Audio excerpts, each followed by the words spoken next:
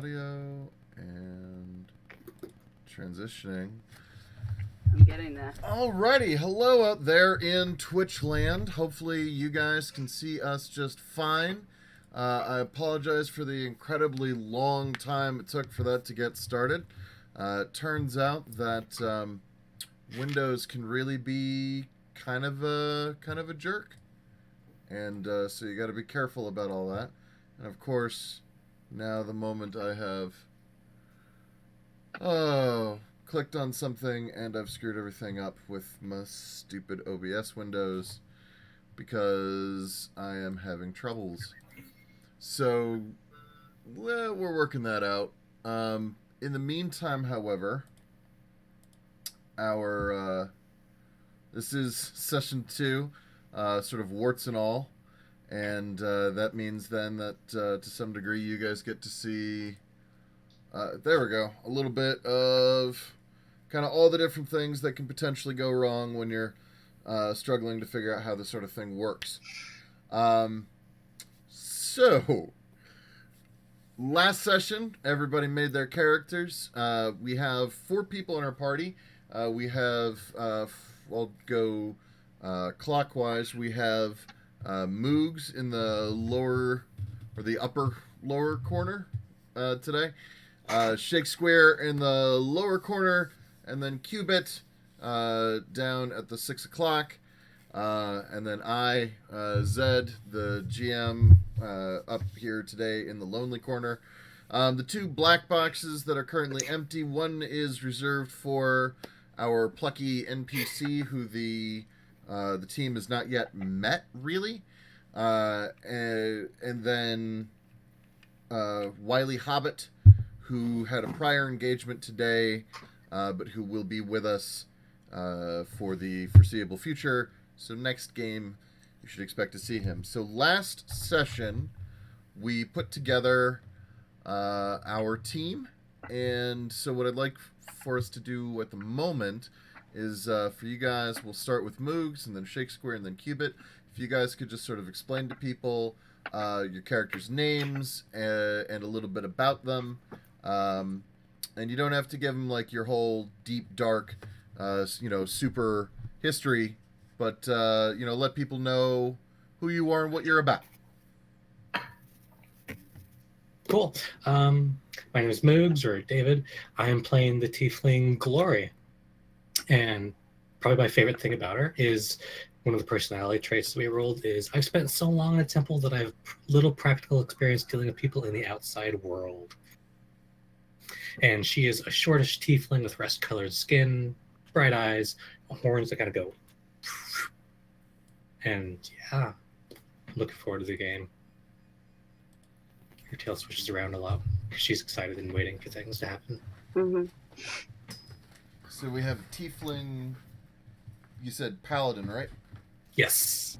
And so for those of you guys out there, if there is anyone out there who is a little unsure, remember that our Paladins are sort of holy religious warriors with primarily a flair for smashing things in the face with, big weaponry. Shakespeare?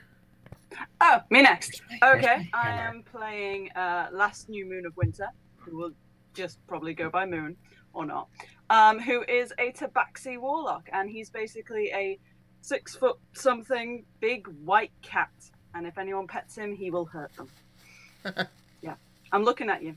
Yeah. I can tell. Mm-hmm, yeah. Snowball! Seriously? Snowball's chance in hell. Nice. He is a very grumpy, reserved person.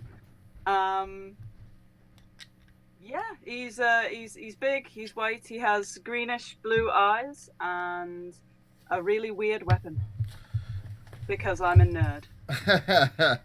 And I'm sorry. No, you're fine. And I do suspect that we will see that weapon today. So for those of you who maybe aren't entirely familiar, Warlocks are spellcasters who have gained their spellcasting capacity by making some kind of a deal with an otherworldly entity, typically some kind of demon or angel or very powerful extraplanar thing. Think like an elder god, sort of Cthulhuoid something. But there are a lot of different flavor possibilities for Warlock, what are called pacts. And we will get to know more about how Shakespeare received their powers as we go. Cubit? Hi, I'm Cubit. I'm playing Brenly. She is a human fighter. She is a knight that kind of started that train of her life because she wasn't necessarily accepted into her family. And now she brings a lot of shame on her family. I got to roll for that. That's pretty cool. Yeah, and so she is average height, but gets to bash things, and I'm pretty excited. I want to smash some stuff. Ow. You dishonoring your cow. Ow? How could you... Okay. Fine. So today, normally I will be trying to have things kind of roll with as many sort of groovy, tricked out maps as possible, but something that I realized that you guys might potentially be missing out on from your D&D noob experience is the good old-fashioned white or typically sort of parchment colored hex or square map. So today, in the occasions where we need combat and positioning and tokens and such, we will be using, or I will be using, sort of a version of the most traditional style possible, where we'll have a blank map and I'll draw things, tiny little shapes like that. I don't know if you guys can see that, depending on where exactly your camera is centered. Okay, yeah. But so it'll be like here's the bad guys, and now you guys got to go get the bad guys. Ha ha ha ha. And it occurs to me, blue squiggle. right. And of course, it occurs to me that now I have to select all of these stupid things so that I can get rid And of move this to a them new one. individually. So maybe this is why people don't do this anymore.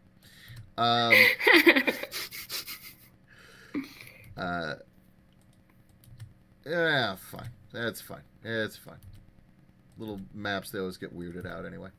So, It's you fine. guys, It's water. what we actually need to start with, we have a little bit of bookkeeping to begin with for you guys. So there's a couple of fairly important roles within the group that we don't yet currently have staked out. So we're going to want bookkeepers, but bookkeepers for two different purposes. You're going to want at least one person who's in charge of maintaining the journal, sort of the explanation of what's happening in any given session, and then you're also going to want someone who's maintaining the loot. Now, the loot can be maintained by the group as a whole, but you still want someone to be the primary on it. And then the journal, there are a couple of different methods. I've had success in groups past with either having one person be the chronicler for the team, or sometimes it can work out well to have it rotate and have people write the journal for each session in the voice of the character. And so when you go back and you reread it later, you're sort of getting the flavor or the bias of the person who wrote it that day, which can be interesting when you're trying to remember specific details about the I past. hate everything. I hate everything. Right, So exactly. accounts are all like, oh. So I realized that we don't have Wiley, and normally I would prefer to make a decision like this with him around. But at least for today, and we can discuss more in detail after the fact. What are we thinking or leaning towards? Let's first talk about the loot. I'm really, really, really bad at maths. Seriously. If it involves bad. money, I'm really good at math. Okay. I love shiny things and money Okay. and loot. Okay. So Cupid, it sounds like you're maybe volunteering. So what I'd like for you to do, like in just a side window, just go ahead and make like a Google Doc, for the team's loot, and I'll let you organize it. However, it's not going to matter too much today because I really don't foresee you guys getting a whole heck of a lot of loot.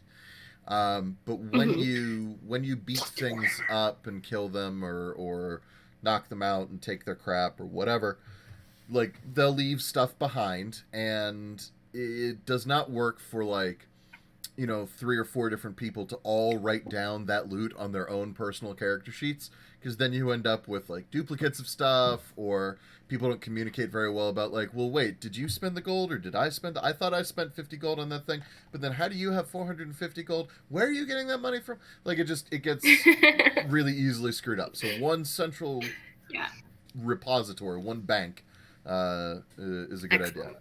So, Cubit, you're our group's banker, at least for now, and if we have to change it later, we can. And then, how are we feeling about chronicles, or diaries, journals, etc.? Any thoughts on how we'd like to handle that as a group? I really like the idea of us alternating and doing it in the character voice.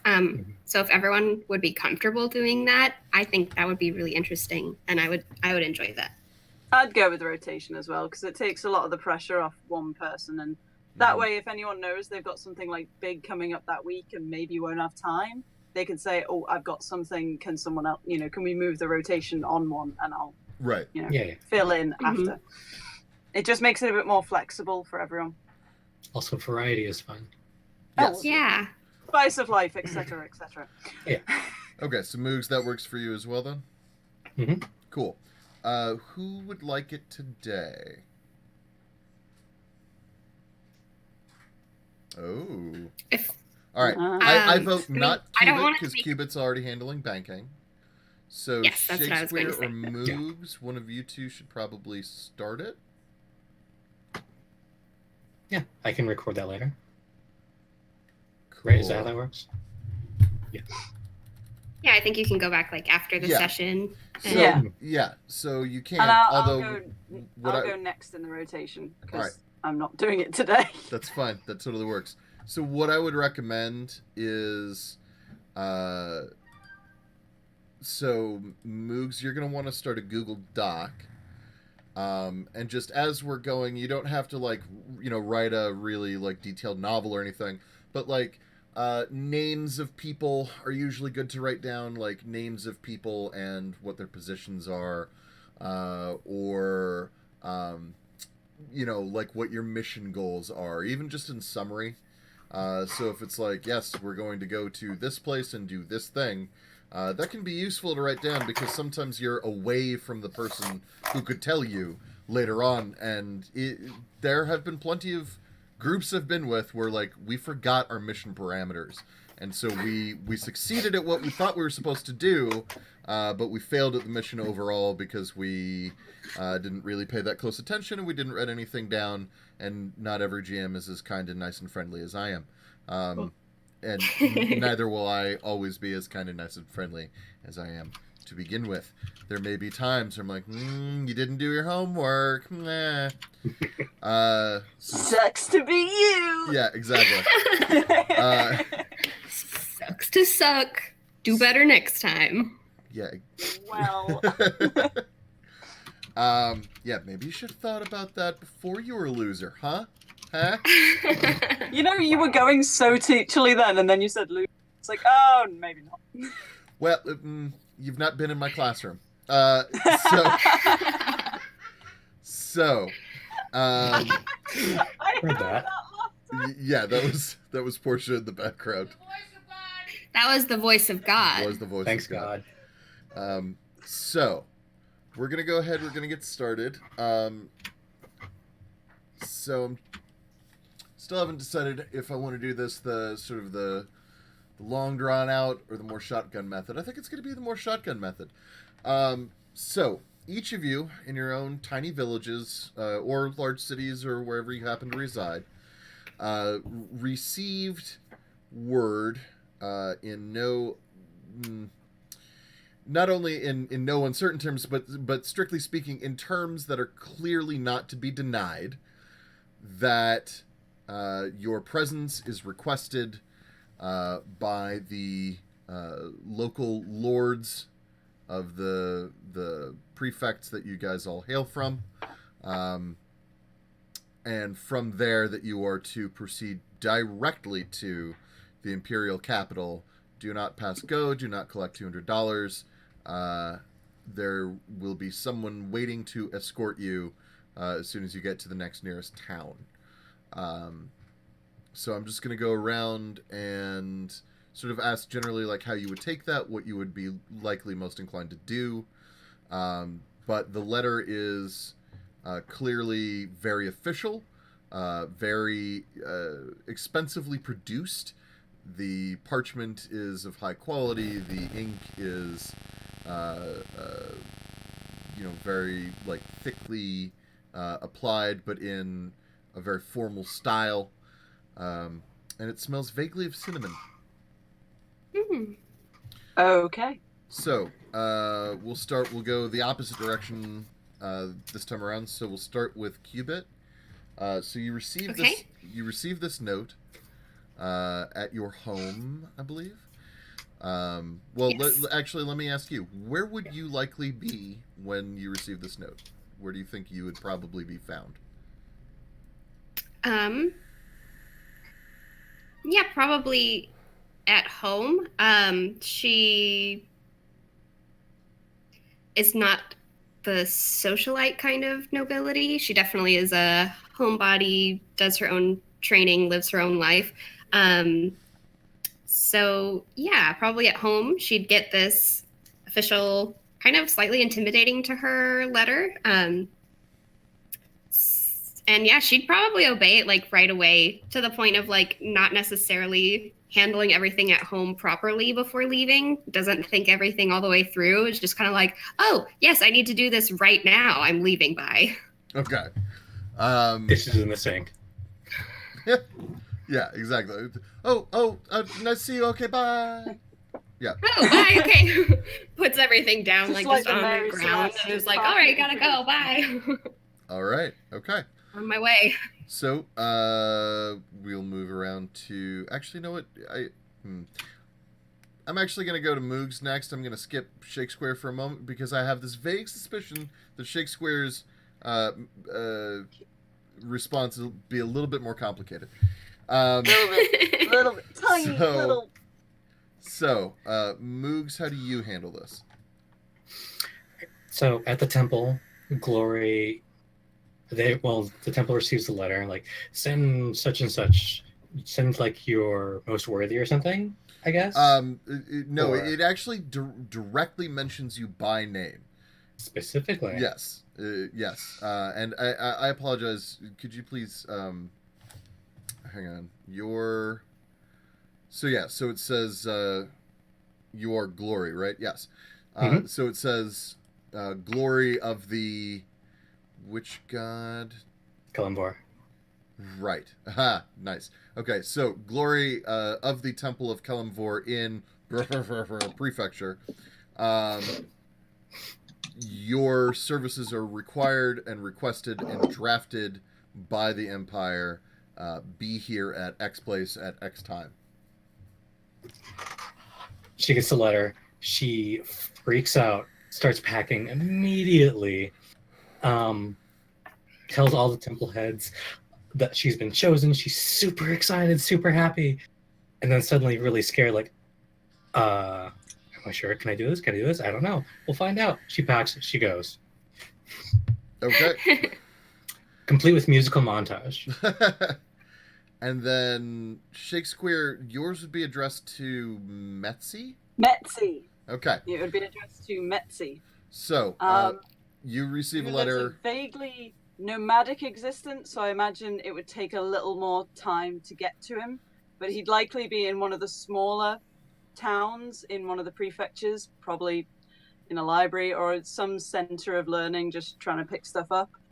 Sort of. He'd probably So take a couple of days before answering it. He'd want to check out the parchment, the ink, figure out. So hang on. So Yeah. your induction's a little bit different. So you receive a letter that is flown in through a window in the building that you're in by a four-winged bird. The bird is bright orange. It is holding the letter in its beak. The letter is carefully wrapped. The bird itself is like a sparrow and a half. Like, it's not a big bird. But the four wings seem to allow it to dive and twirl, particularly speedily and with great maneuverability. And you've never seen a bird that looks at all like this. Like, birds look like birds here. This is weird. It flies in front of you and then proceeds to hover using two wings similar to like a hummingbird. Its wings are vibrating very, very quickly. And the other two wings, it's sort of, and I'm trying to do this within like the confines of my screen. So, okay, here. So there's the wings, right? Oh, okay. So Yeah. these wings are hovering, and these wings spread out as far as possible. And then in between them, you can see, like in the space in between them, you can see a slight, like, energy field of some sort. And then you can literally hear the voice of someone who you've actually not met before. But the voice says, "Hello, Metze. This is Lord Umpty-something-shire. I am here to, well, invite you, / tell you, / let's just say you don't really have much of a choice in the matter. This invitation that has been handed to you is not one to be denied, not one to be ignored. There are men who are waiting for you outside of the building that you are currently in, and they will escort you to your caravan. We have need of your services, but we are not ignorant to your skills. It is in fact partially because of these skills that we have need of you, but we're concerned about your patriotism." What say you? How many men?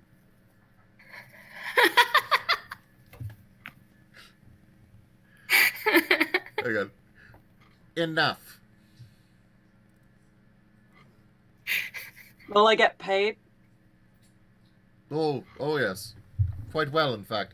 Particularly for someone who's used to working under the table.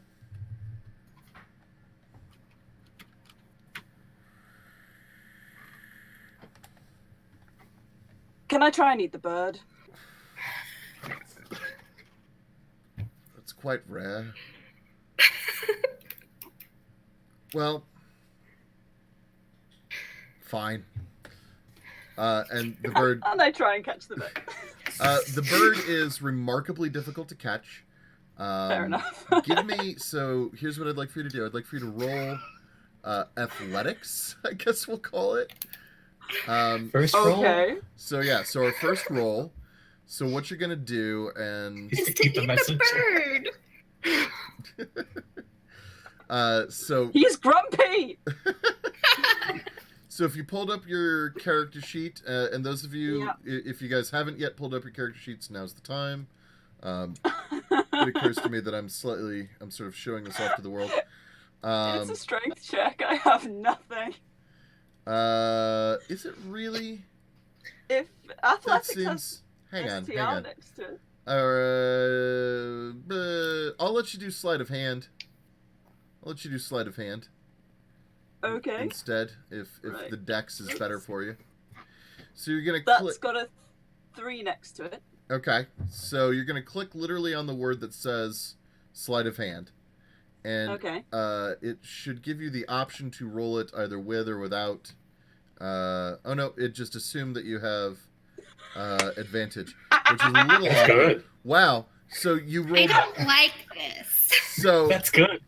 okay, so we'll fix how these rolls work because it shouldn't be giving you advantage every time. Unless I say you have advantage, assume that it's always the left one that your actual roll is, which is good for you because you rolled both a crit and a failure, which is really funny. With your, but since we're using the leftmost roll here, so I just want to make sure good it is showing it properly. Look at you. Oh, come on, that's a good sign. The first roll is a natural 20. Yeah, exactly. Lightning fast, you pull the critter out of the air, and it just goes. Ah! And then you can feel its little heart beating super fast, super fast. And it's up to you what you do with it. But you've got it in your hand, so you play with it and bat it around. Yep. It will attempt to get away from you. Is it grappled?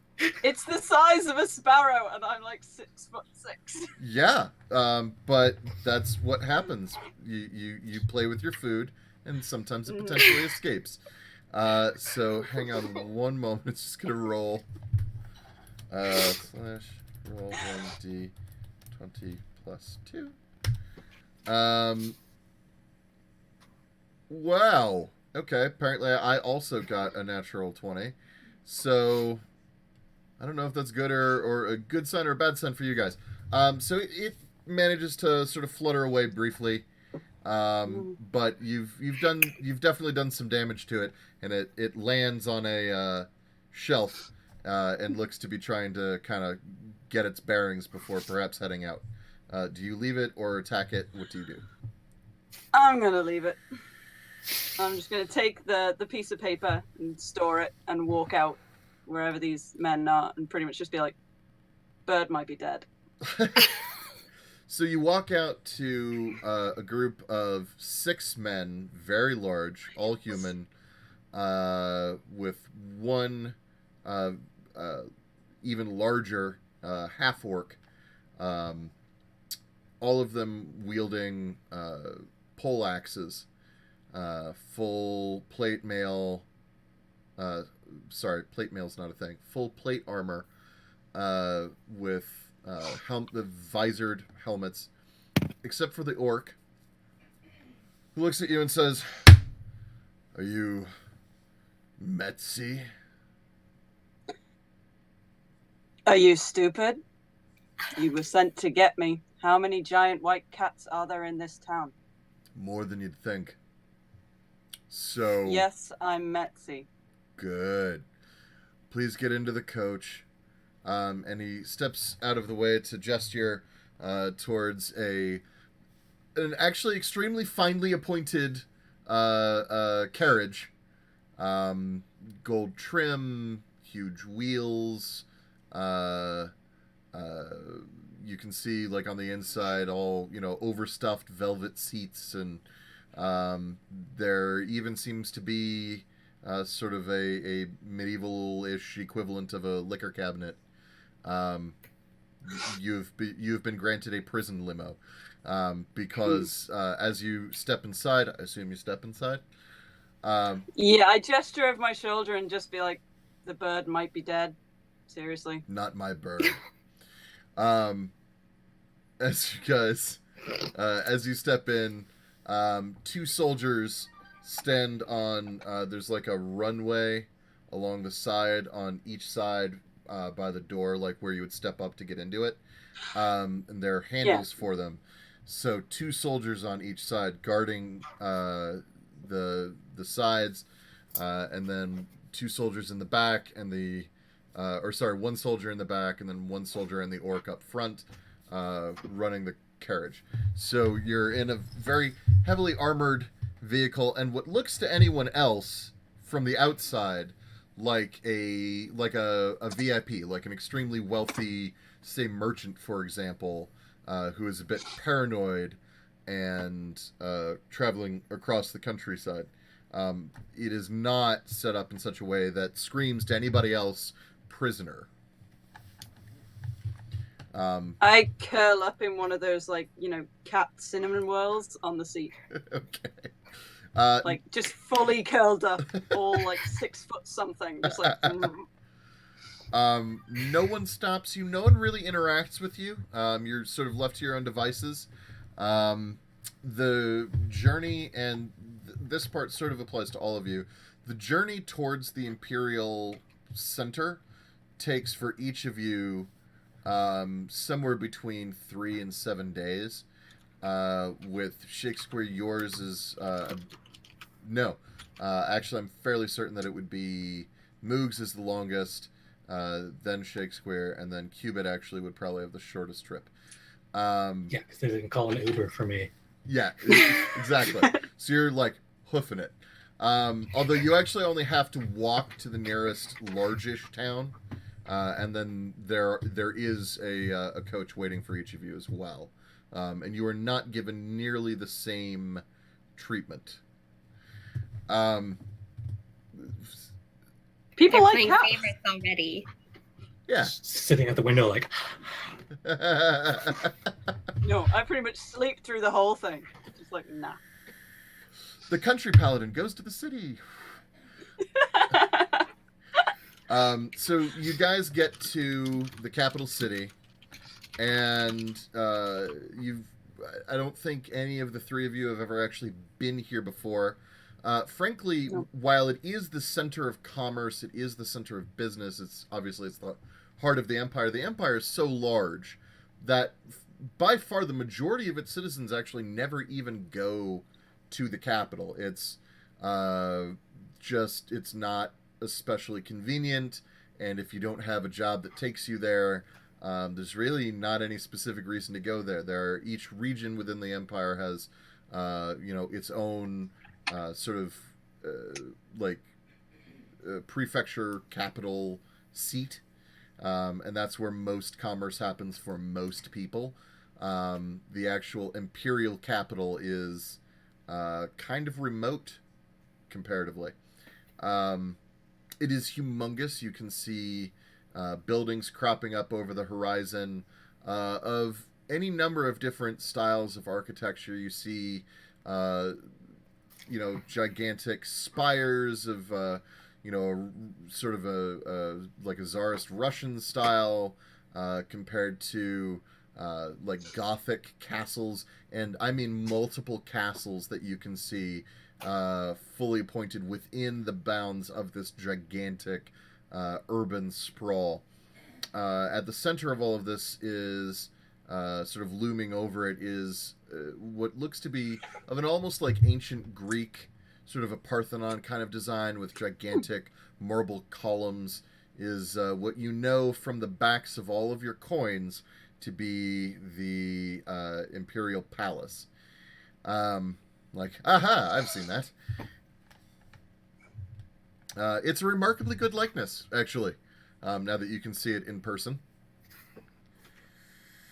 However, your carriage stops outside the city to a small, squat, frankly kind of dingy-looking brick building that has a flag at the top of it that you all know to be of the Department of the Interior, which is a government organization that is concerned with settlements, villages, and some of the more out-of-the-way places within the Empire.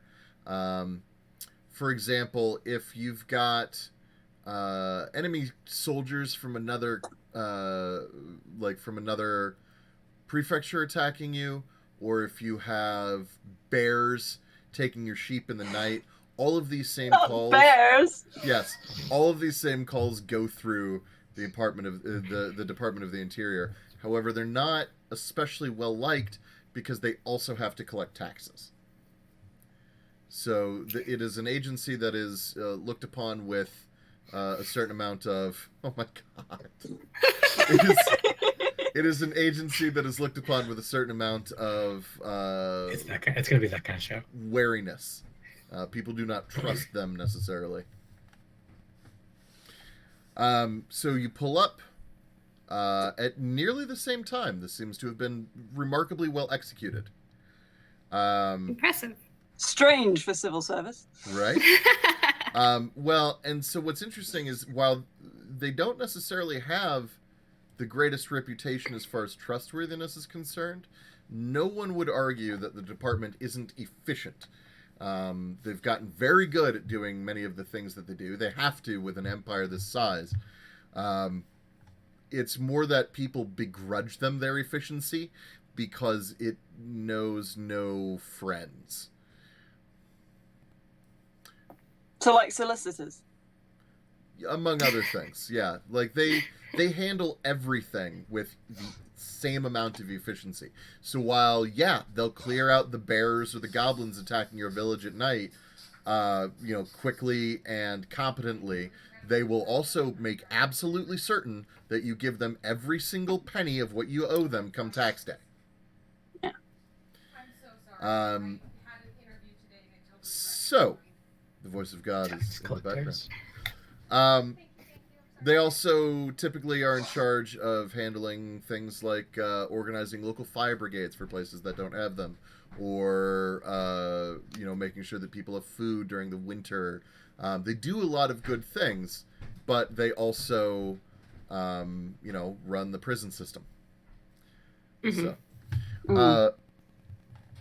So you pull up, and there is a dwarf who is...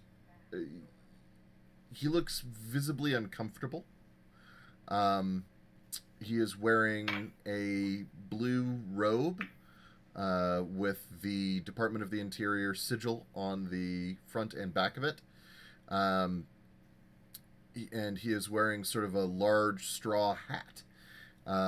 This you recognize as being a common uniform for department officials who are in more clerical positions. And the way he's walking and the way he keeps sort of adjusting armor that isn't there suggests that this is a recent posting for him. Did he get demoted? You don't know.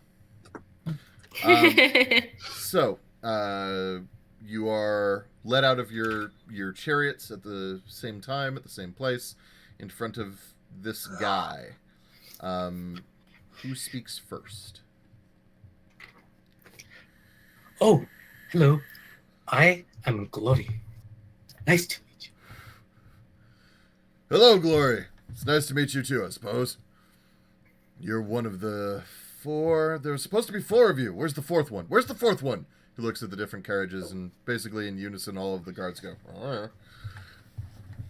Well, fine. Whatever. We'll start with what we have. Okay. Who are the rest I of have you? the letter. Thank you. That's great. Good. Keep the letter. Hang on. Who are you two? Hi, I'm Friendly. Shouldn't you know? I'm sorry? Did you say you're friendly? Well, yes, but my name is Brenly. Nice to meet you. Friendly. Yes. And he consults a list and he goes, yes, okay, I do have a Brenly here. That's good. You're a little smaller than I was expecting. You know, I get that a lot. Weird. I don't get it. Still good with a weapon though, right? I like hitting things. Yes. Good. Those are the qualifications we're looking for. And you. I know which one you are. You are Metzi. Clearly. You do good work, Metzi. You do. It took some of our consultants quite a long time to figure out exactly which documents were yours and which ones were ours, but we have noticed that you have certain calling cards. I'll work on that. And, in fact, we'd be willing to show you what it is that we found. We'll even assist you in getting better at evading our notice. All for a price. Yeah, Which is? I pretend as if you have a choice. You, Metzi, and he holds up a wanted poster and sort of takes a flap away, and just a list of crimes sort of tumbles downwards. This will all go away if you handle this peacefully. The likeness is very similar. Rolls it back up. Thanks. As for the rest of you, consider this your civic duty. I'm so happy to help. There is a village. It is a village on the outskirts of the Empire. It is remarkably close to the border. It's not a place that we really like to send people very often. It's a village that was originally meant simply to be a way station. A place for soldiers to rest, for caravans to resupply, primarily on their way to the front. However, it has recently become significant. Certain resources have shown themselves to be available there that are not available elsewhere within the Empire. We need for you, along with a caravan of other like-minded individuals, well, actually not like-minded so much, most of them are willing, but a group of individuals who will be going there to attempt to settle this village properly.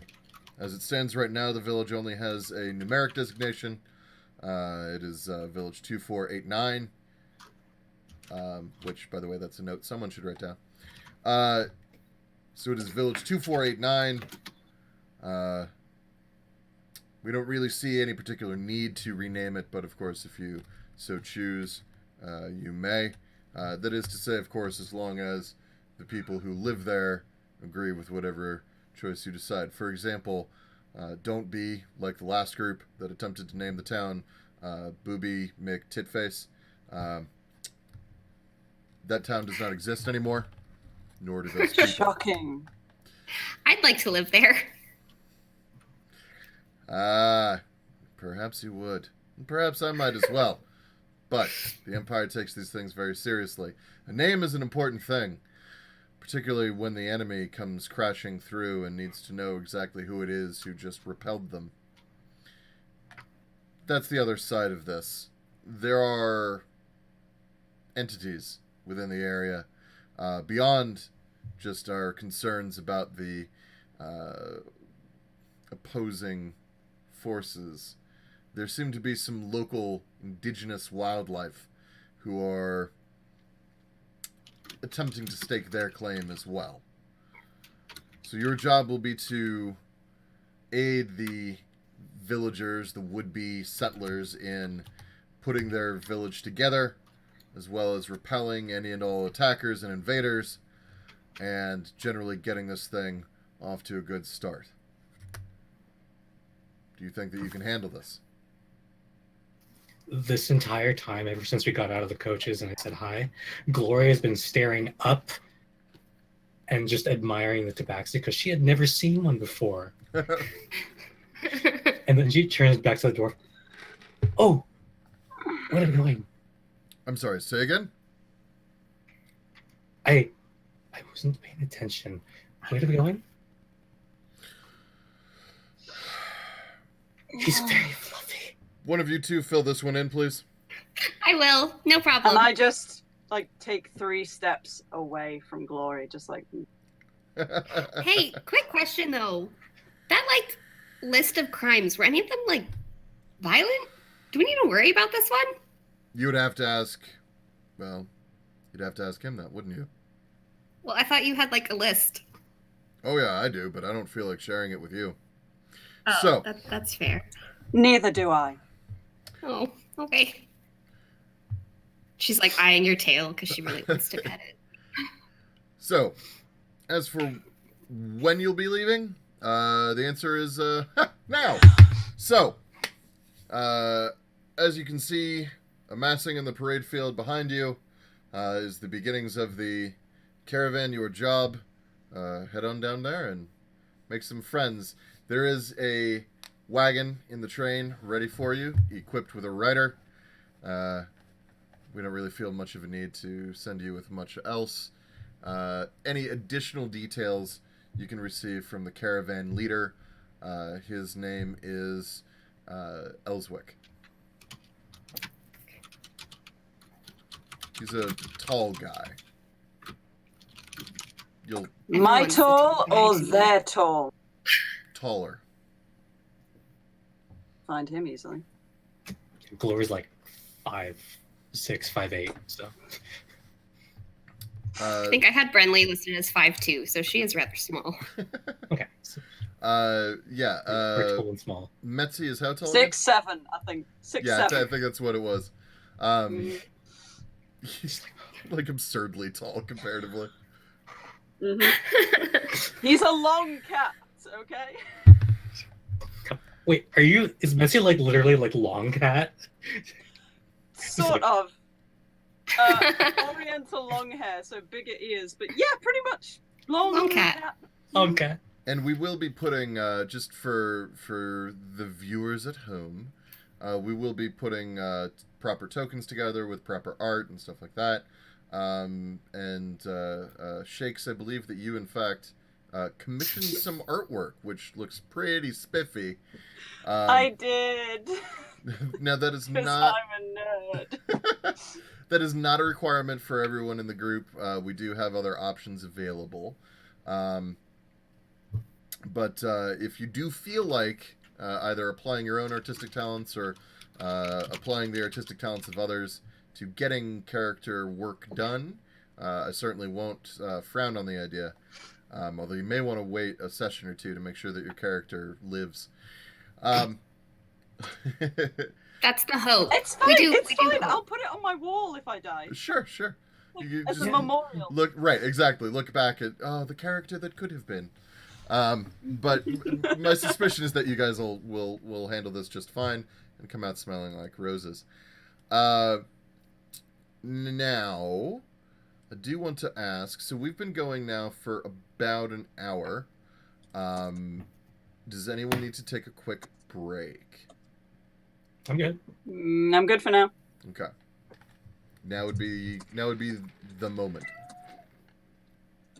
Did I hear an actual cat in the background somewhere? Sorry, yes, my cat's really loud. No, that's fine. That was adorable. I was just like, that's not that. I didn't see. I'm not Shakes' mouse providing move. sound effects. Right. Messi.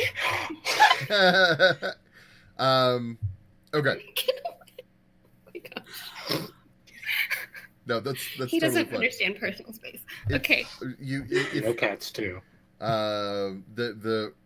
My cats often show up on the Saturday show. It's totally fine. Okay. Sorry about that. Okay, so down in the parade ground, you see about 20 or so carts, and they are assembled with different sort of like little mercantile identification banners. It looks like most merchants own 2, sometimes 3 carts each, and all of their carts will carry their same banner, and they give a general sort of a symbol to who exactly is there and what they're doing, so like what their profession is, for example. So it'll be like a hammer over an anvil. On red is, X person's banner, and they're a blacksmith who does whatever, right? And this is all fairly standard stuff, as far as the way merchants tend to operate within the Empire. So you can figure out just by counting that there are about 7 different merchants, some with significantly more stuff than others. But at the front of this line of people and carts and beasts of burden is not Eldridge as an oblong, and beasts of burden and such is a 7.5 foot tall, extremely thin, extremely pale man. He is bald. His eyes are black. And I mean, we're talking iris, sclera, everything. Like, his eyes are completely black. He is wearing black muslin robes tied at the waist with a brown rope belt. The cuffs are unfinished and just sort of like kind of pour off of him. And he does not have any visible form of armament. But he is moving between carts, and when he speaks, he sort of bends over people to speak to them, and he holds his hands up like this all the time and is sort of vaguely wringing them together as he is speaking. Glory just runs straight in because he's probably the tallest person out of everyone out of the caravan, right? I'm assuming. Oh, by far. I Yeah. would think so. Yeah. Okay, so hey, tall person. Hello, I am Glory. Are you Yes. Elswick? I am Elswick. How may Leisurely I... We were told to find Strolling you and that you were up very tall. How may I help Nice to you? meet you. Oh, we were sent by the grumpy dwarf. We are to aid with the caravan. Ah, are you our defenders? Yes. That's a word you could use. That's the word I chose. He's a big white cat. He is. You are scruffy and cute. Glory blushes a little Please bit. tell me you meant her. I take it you don't appreciate your cuteness. I will keep this in mind, scruffy cute one. Am I just silent, just checking out of this conversation, just like, nope. Mm-mm. I really want to touch his ears. As do I. You're not tall However, enough. You can't reach. I I can't. He has to sleep sometime. Okay. And I just flick my claws out and just start picking at them like. Mm-mm. Glory's like almost like a dog, where when a dog is happy, the tail just kind of goes back and forth. Goes, so, when are we going? What can you tell me about the village? We will be leaving here shortly. We almost have everyone we need. It is a fairly long trek through mostly friendly territory, with a particularly dangerous moment near to the end. We will be traveling through an ancient dwarven tunnel through a mountain in order to reach our final destination. It is, well, it is likely to be dangerous. Hence your presence with us.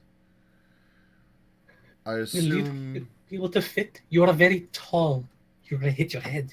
Oh, when you see this structure, you will understand.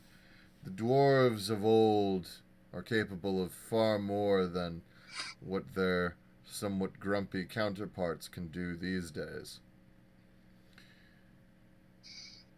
You are all capable of killing, yes? Yes. Absolutely. I like to break things. While She smiles a really toothy grin with her sharp canines. While a part of me does find your enthusiasm for that to be a bit off-putting, my heart warms regardless, knowing that our lives will be safe and secure in your expertise. So, To get to you, they'll have to go through me. She tries to look really tough, but she's very small. And so you're gonna, oh, and me. Mostly them. well, if I were attempting to assault our caravan, I would certainly be afraid at the sight of all three of you. There are, of course, a certain number of paid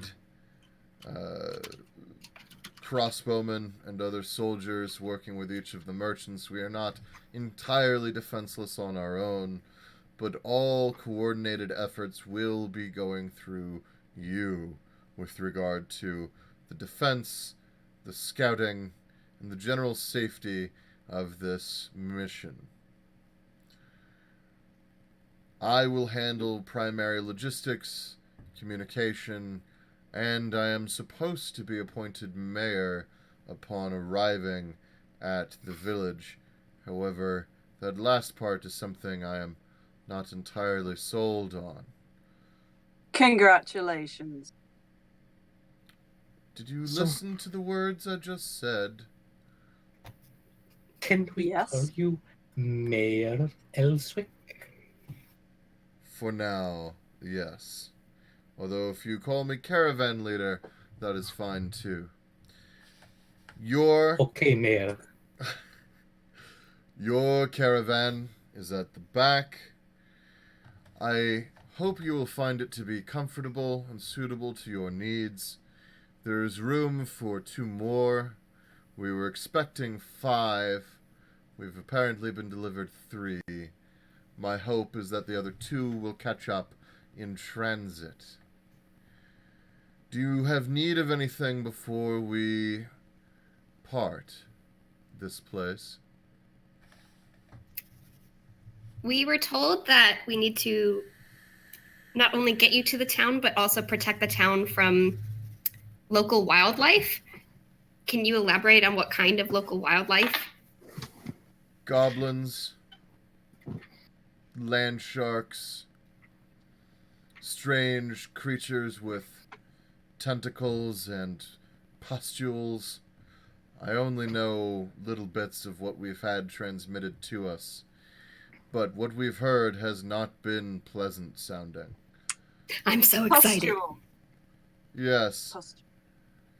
the geography of this place, and I couldn't possibly explain it to you and do it any justice. You'll have to see it for yourself. But the geography of this place is unique.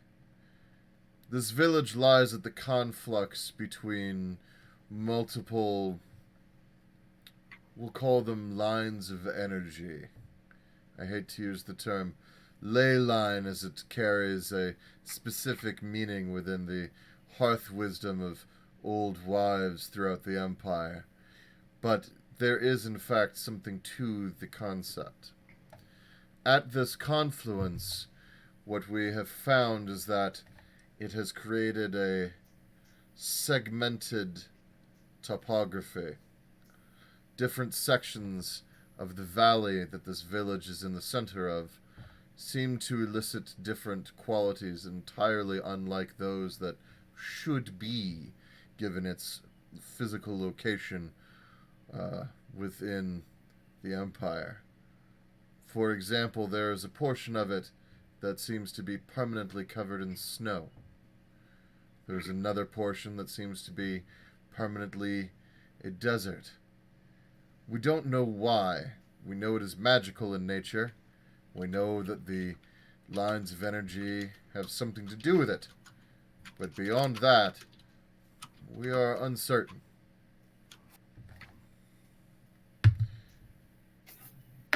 The importance of this village, while currently very highly ranked, is actually of some debate. It is possible that many great things can be found here. It is also possible that it will prove to be too dangerous to hold, or too difficult to keep from the hands of others, or even simply that there is nothing of any viable exploit here, and that we are simply wandering off on an adventure that is interesting, but perhaps ultimately fruitless. We simply do not know. Elswick, has anyone ever told you that you're a bright and engaging conversationalist? All the time. Most of my lovers agree. Well, they're right. I'm sure. You're going to be a great mayor. Every time you say the word mayor, by the way, he twitches slightly. Every time. Every time. Yeah, it's like, yes, well, yes. So, please, to your cabin. I believe we will be leaving shortly. The caravaneer has, the merchants have agreed to chip in for a few foot soldiers, or I apologize, laborers to handle the driving of your caravan. So you need not worry about that. Simply rest and relax, and all will be taken care of. If you simply wait, you will find that you will be headed in the right direction without really any effort at all. I feel like this is going to be like the Jurassic Park ride. You sit in the Jeeps, you look out the windows, and then shit happens. I don't know why on earth you would ever think such a thing.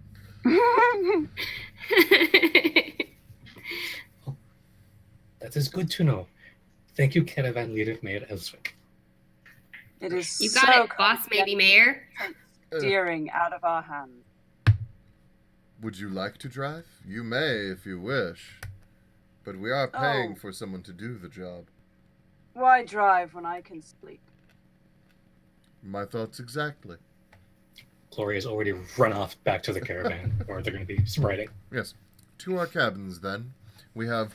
Elswick, you wouldn't happen to have any rope?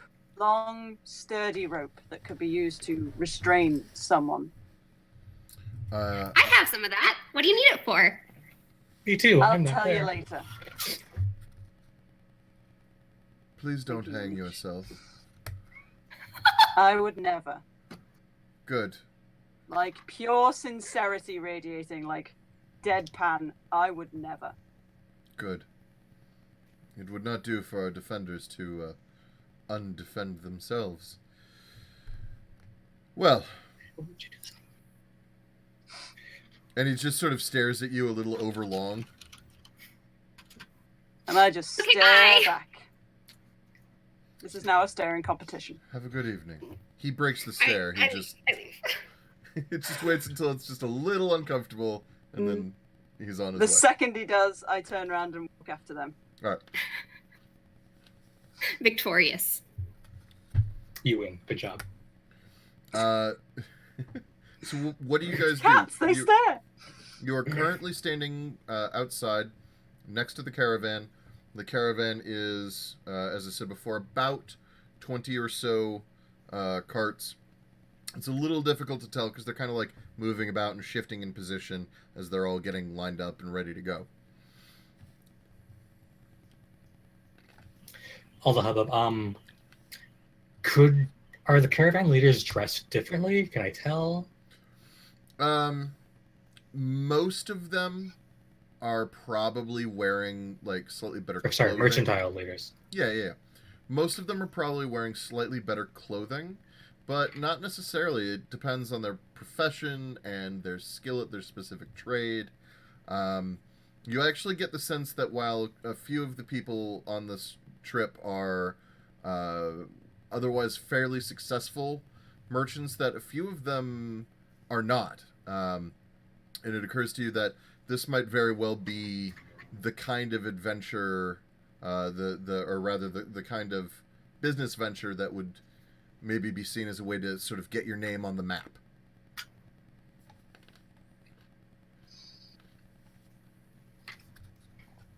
I start looking for our caravan. Okay. Kind of keeping an eye on everyone else in the vicinity, but not like paranoid-y. Just making sure I know that where they are. Okay. I'm going to follow him, just trying to get a sort of a mental idea of, okay, these are the people I have to protect. I'm going to do well. I'm going to do great. Nice. Friendly is really excited. And yeah, definitely like making her way to our caravan carriage. But like waving at everyone as she walks by, like really bubbly and happy and excited. For the most part, people wave back, although they're a little bit confused because, someone in armor is waving at them and looking super bubbly. But generally speaking, they're like, hey, hi, nice to see you. Like, they'll pause for a moment as they're, like, lifting heavy things. Aw. You know, pretty much whatever you give, you definitely receive.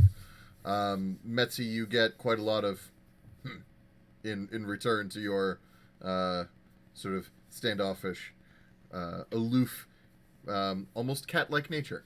Yeah, I'm pretty much like looking at them to see where they are, but I'm ignoring them completely. It's just kind of like, you may as well be shrubbery. If the cat side-eyes you, that means it likes you. And then Glory, people seem to appreciate your sort of bumpkin naivete, but they're also slightly off-put. They mostly react positively to you, but there's a sort of a sense of like, yeah, hi, okay, you know, where it just seems like it's maybe slightly decaying after a little, like, my arm is tired, okay. Oh, bless. Yeah, the two of us in our heavy armor just like clink, clink, clink, clink, clink, clink. We're going on tour, just kind of like. So yeah, from your walking around on your way to your caravan, you find that there are definitely there's by far the most successful merchant in the group, and you don't catch a name, but is a like a furniture and fine goods salesperson who has fully 5 carriages within the caravan whole. And as far as you can tell, that's the largest retinue out of anybody. There are a couple of people with 4. Most people only have 2. Some have 1. But this. What does their banner look like? It looks like a floor-mounted, like a torchiere, like you know, like with 3. I'm trying to think of because I'm forgetting the vocabulary for it, but it's think like a floor-mounted lamp, except instead of light bulbs, it's like coming off of the sides, like curved upwards, or 2 candle holders and then a central candle Candelabra. holder. Yeah, but it's like it's tall. I always thought a candelabra was like smaller. I don't know. Like But Lumiere, yeah, but floor sized. right, yes, exactly, exactly that. So Does it have a face like Lumi? No, it does not. So it's a gold. Oh my god! See, and this is how I know I'm tired, because I forgot the word for when you sew detail into cloth. Embroidery. Thank you. So it's gold embroidered. We'll call it a Lumiere on a royal, say, purple background with gold edging around the sides as well. If they're that well-to-do, would Brenly maybe recognize it? Like, would that be like who her family shops from? If Brenly's family lived in the same place that this person seems to be from, then almost certainly they would. But none of the people here are like in any way particularly recognizable. Okay. And that's just due to the sheer absurd size of the Empire. So yeah, I mean, like, you can be a big fish in a big pond and still be nothing compared to the overall size of the empire in which you guys reside. A bit of world knowledge that I think I gave to you guys, but have not necessarily given out to, say, the feed, for example. The empire that I keep referring to, most people just call it the Empire. It had a name at one time, but it's been so long and it is so big and it encompasses so many what used to be their own sovereign nations, each with their own languages and people and heritage, etc., that no one can even really remember exactly how it started. It just is the Empire, with the Emperor. There is an opposing empire that is commonly referred to, depending on the local language of the prefecture that you hail from, it translates out to something like the Dark Land. But that's not a terribly satisfactory translation, but that's just sort of like the most commonly used name for them. Does that make sense? Mhm. And by the way, these things also should probably be written down generally. So whenever starts writing. So no, it's totally fine. It's just like in class. It's like, and that was something you should have taken note of. And that will be on the test. Yes, it will. I have an actual exercise book as well. It's like an actual exercise book. Family of teachers, we have tons of them. So you guys hop into your I keep wanting to say chariot, and I know that's not the right word. You guys hop into your carriage, I assume, yes? Yes. Yeah. Some more not literally than others. Step. Right. Grace. So as you open the door, Yeah, we like climb in, and then you just like gingerly just step in. ducking my head, just like Yeah, there you go. so think of so it is a carriage, but think of this in terms of like a gypsy caravan or like a carnival caravan, except even frankly a little bit nicer. It's sort of like I hate to use the term double wide, but like it definitely is like a mobile housing unit. It is clarification for the British person: double wide. like a trailer, a mobile home. No. Okay. Okay. Yeah. Yeah. We just call them caravans. That's why I was confused. Okay. Oh.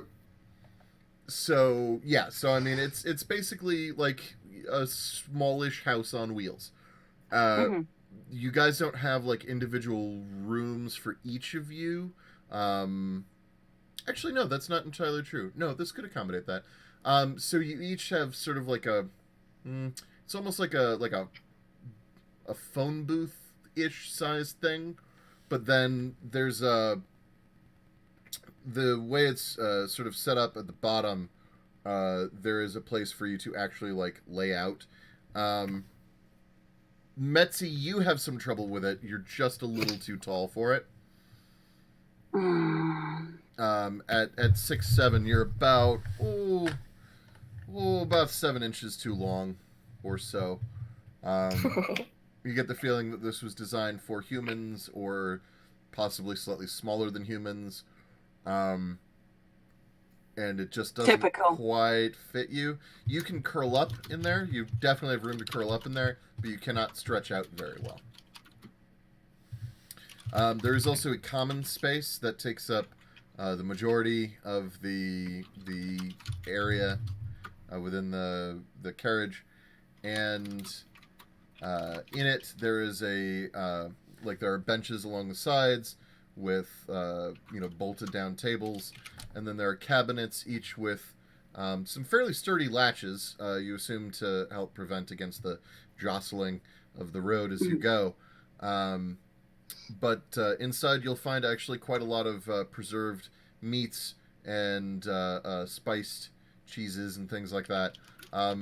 Appropriate road food, basically, as well as a couple of small barrels of drinking water, and a few small barrels of spiced wine. The interior is primarily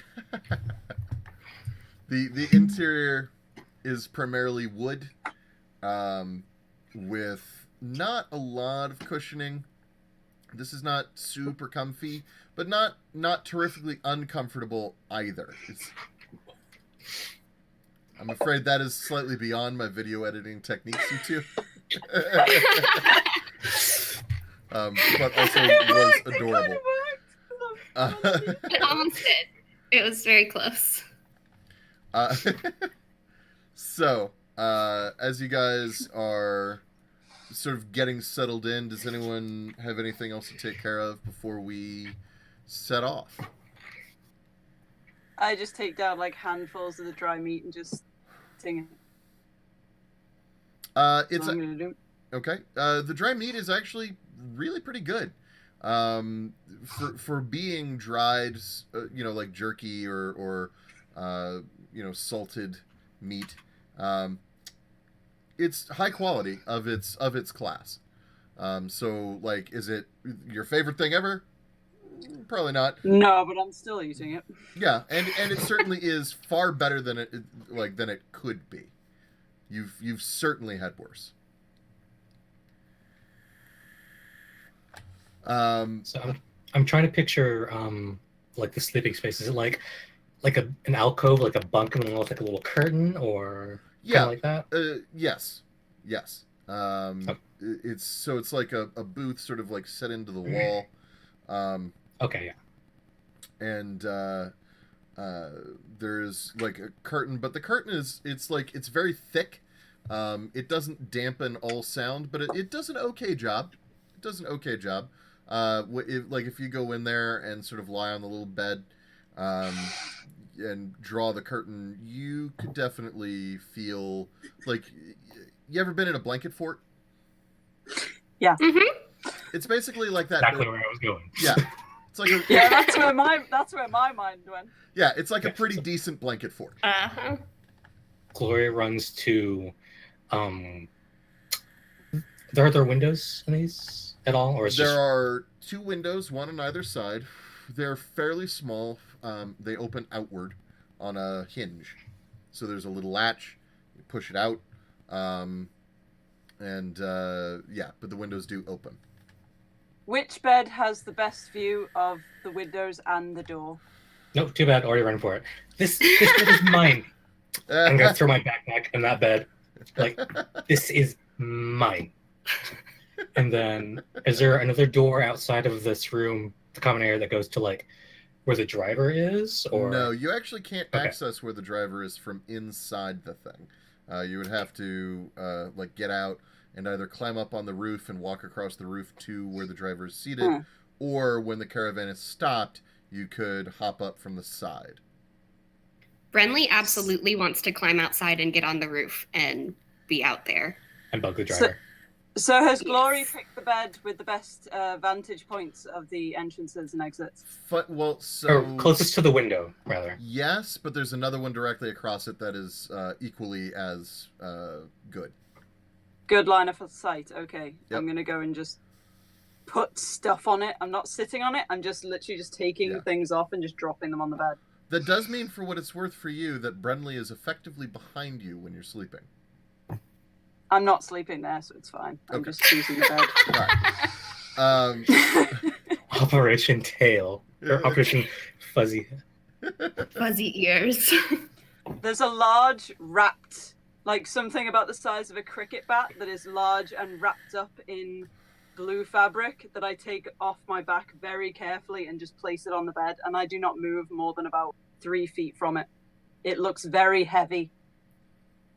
Noted. Yeah. There are actually little tiny holes in the fabric where something sort of black and glistening can be just barely seen. That seems fine. It's whatever, you know.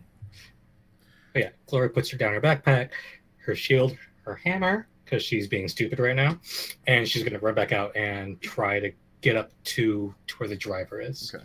I'm already there. I already have the other seat. Well, okay. Hang on. As you're about to do that, so you guys are putting your stuff down, you all feel a slight lurch and move, just slightly over as everything starts moving. You hear, sort of moving down the line, a series of "yeah, rav, yeah," and a few sort of whip cracks in the air. And the rustling of chains as the caravan begins to move.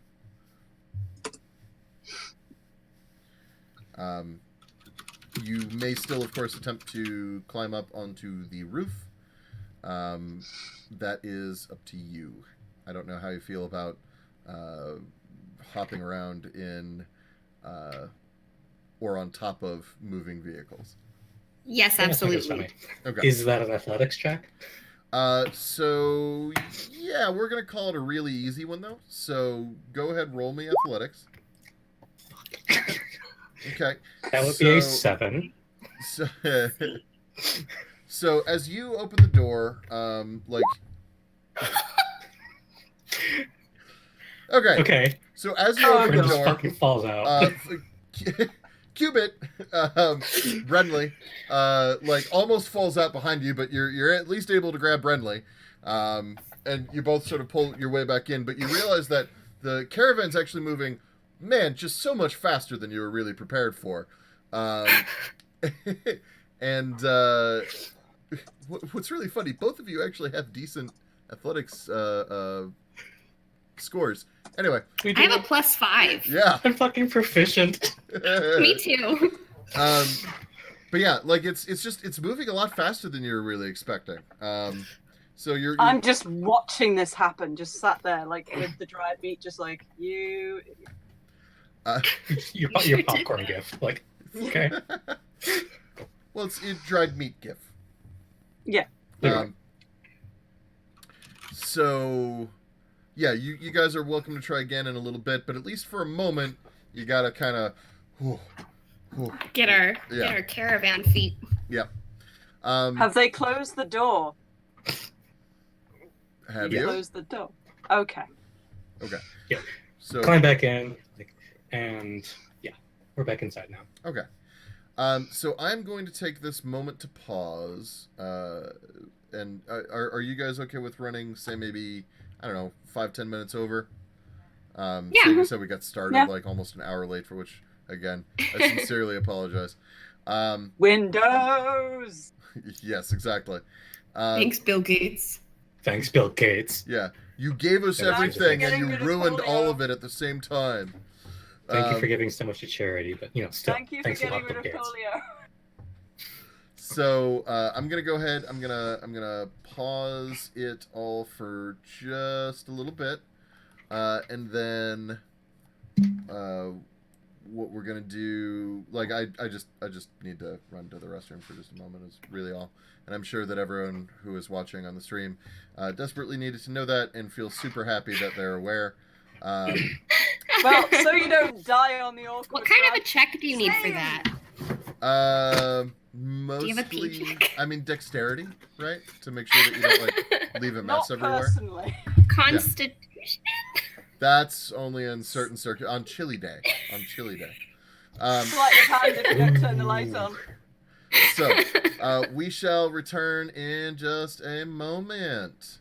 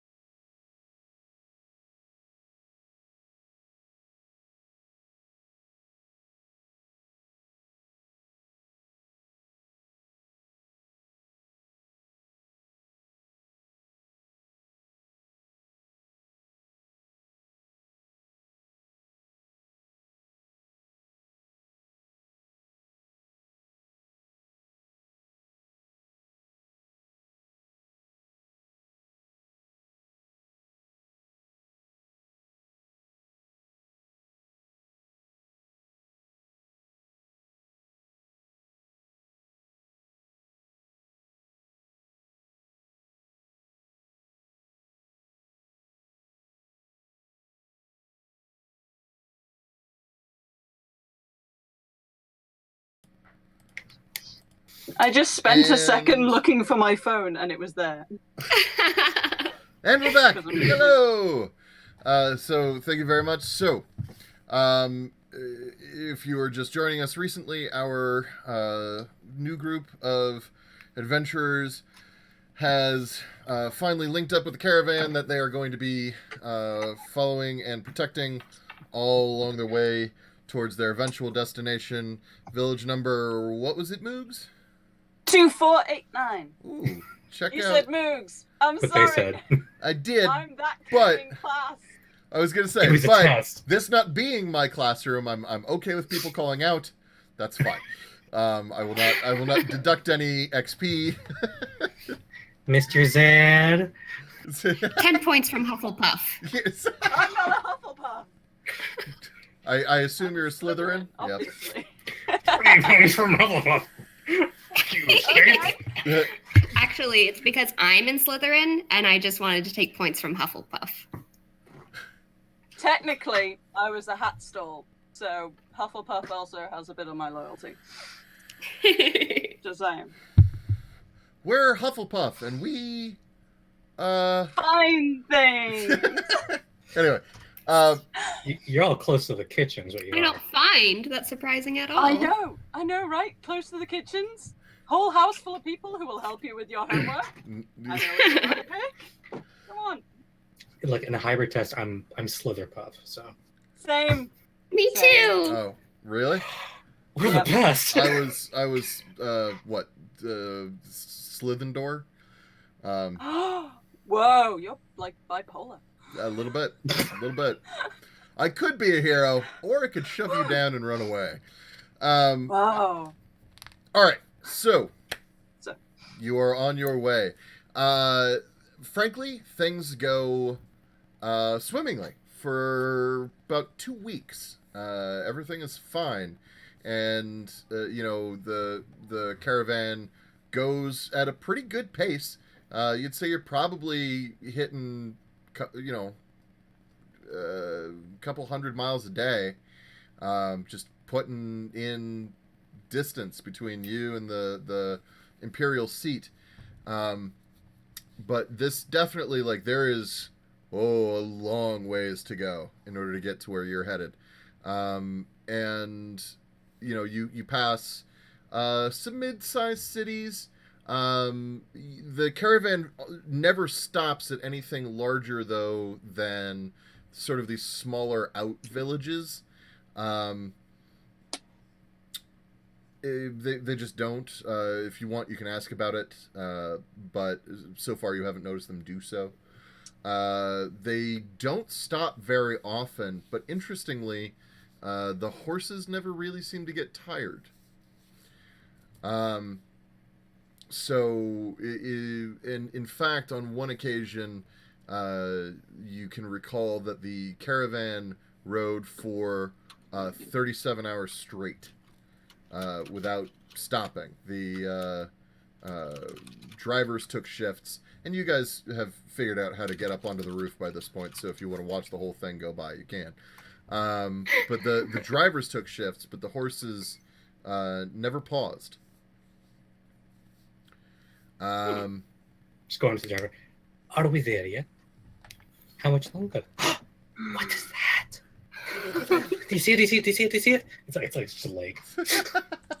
The answer to what is that, by the way, is actually fairly interesting. You guys travel through what is primarily sort of just rolling hills, green countryside. But every once in a while, you'll come across, sections, different sort of biomes within the Empire that, maybe you were aware of but had never seen, or things that you couldn't even have imagined. There's one place where it is full of these gigantic rock structures that are all very narrow at their base, and then headed upwards become much more massive, and they seem to be just very precariously balanced.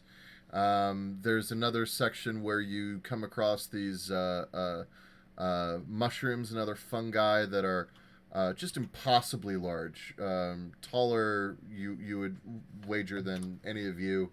And some of these mushrooms have not leaves, but sort of formations that create an almost arch-like effect over the pathway through them. After about 2 weeks, well, actually, let me before I get to that point, do you guys do anything with your time? Annoy Elswick. Annoy the drivers. Try to touch Metzi's ears. Well, so I Does think Glory try? Really? You're gonna try and touch my ears? Like seriously, try and touch them? Because that would have some consequences. Notably, me sleeping on the roof. My AC is 16 without my shield, so yeah. I have no sleight of hand. So, given that you lack sleight of hand, and I think you generally make quite a lot of noise as you move, Metzi, you're able to avoid literally every attempt at this. Okay. As you hear shunka shunka shunka shunka shunka shunka, and then a very conspicuous silence, and then like slight chains is like chink tink tink tink tink tink tink, like as things are displaced as Moogs attempts to reach his her hand up. I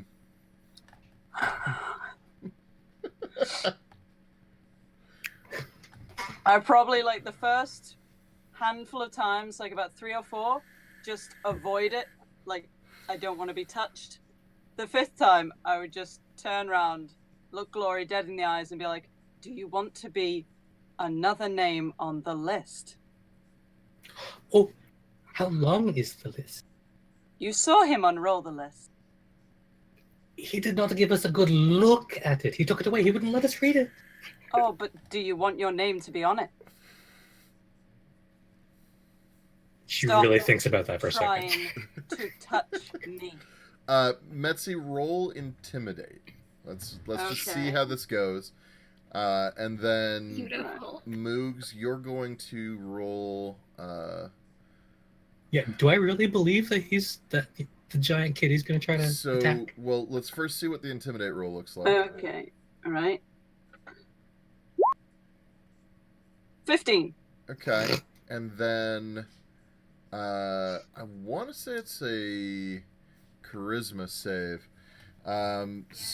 So Moogs, go ahead and roll. So do you see where the saves are? Yes, fantastic.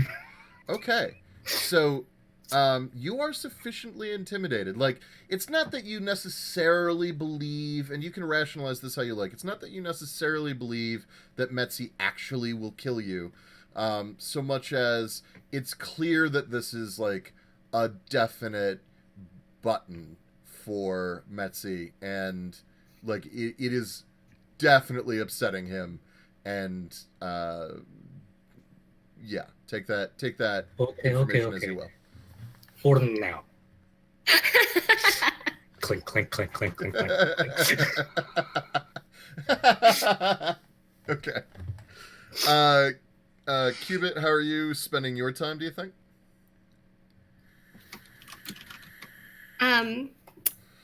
Sorry, did you say me?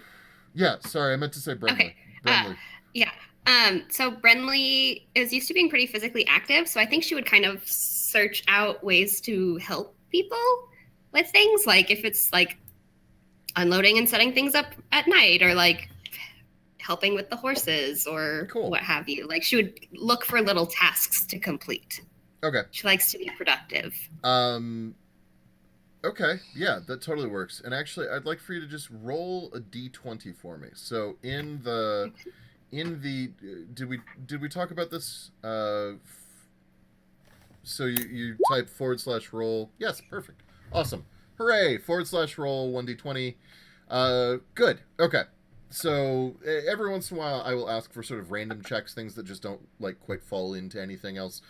Mostly when we do some stuff on the fly, sometimes I just kind of want to see how the universe is feeling about that thing when maybe I don't feel like making much of a decision myself. Beholder! exactly that, in fact. There are 37 beholders. They all showed up. No. So... I actually know what that one is, and I don't want it. Don't worry, you won't see it for a little bit. Probably. Oh, that was a good game, guy. Yeah, exactly. No, you actually, you work your magic amongst the people quite well. Everyone has a generally positive opinion of you, and because of what you've been doing, everyone has a generally positive opinion of the group of you. So Brenly is sort of like your outreach. You're a PR person. Yeah, to the rest of the caravan. Yeah! You know, you help out, like higher. like you move like a hay bale from here to there, or you help people like, you know, tie stuff back onto their caravans, or at one point Some someone's heavy lifting. wheel snaps and you help them to jack the cart up while they put the new one on, and you know, you're generally, you assist in ways that people really appreciate, and for the most part when you come around, people are genuinely happy to see you, and the smiles are not forced, as they might be for some others. Ellswick particularly seems to prefer talking to you out of the group, although he does still twitch and grind his teeth just slightly whenever you call him mayor. Boss almost mayor. Just keep adding titles. Every time, staring competitions until he leaves. Just every time. He seems unusually likely, like he will engage you in these staring like, and it's unspoken. Neither of you ever says anything about it, but it's just.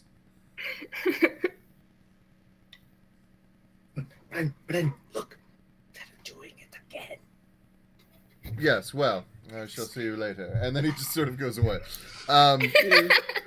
As you guys are with the caravan, you eventually notice that towards the end of every day, when there is a break taken, Ellswick actually walks from each pair of horses, or walks to each pair of horses, rather, and just sort of like lays his hands on them and like strokes their manes a little bit.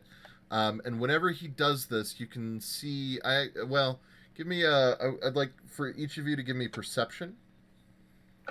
And then Brenly, you're going to get your difficulty's a little bit lower since you're spending so much time. Snap. I mean, that's pretty accurate, though. Brenly's not very perceptive. So, Brenly, you never noticed this, despite the amount of time that you spend around him. But... I think he just likes the horses and he's petting them. Yes, and he definitely does, and the horses seem to really appreciate it. She's so cute. Sorry. Glory, you notice, and Metzi, you definitely notice that when he does so, there's like a faint mystical residue left behind that... Oh, weird. Sorry, hang on. I'm just looking... Oh, no. Can one of you speak just real fast?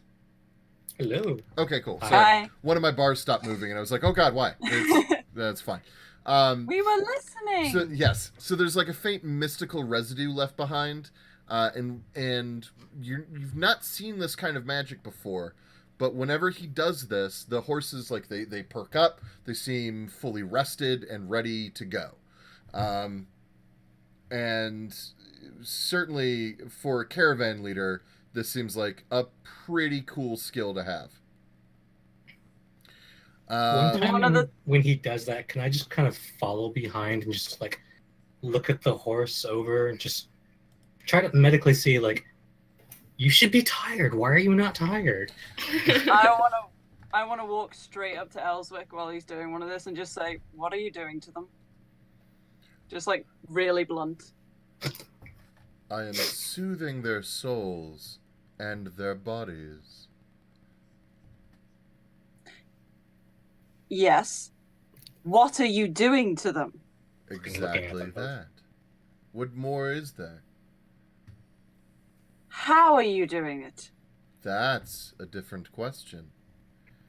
That's why I asked. My people, we commune with the spirits of the earth and the animals of the realms. We understand them on a very deep level.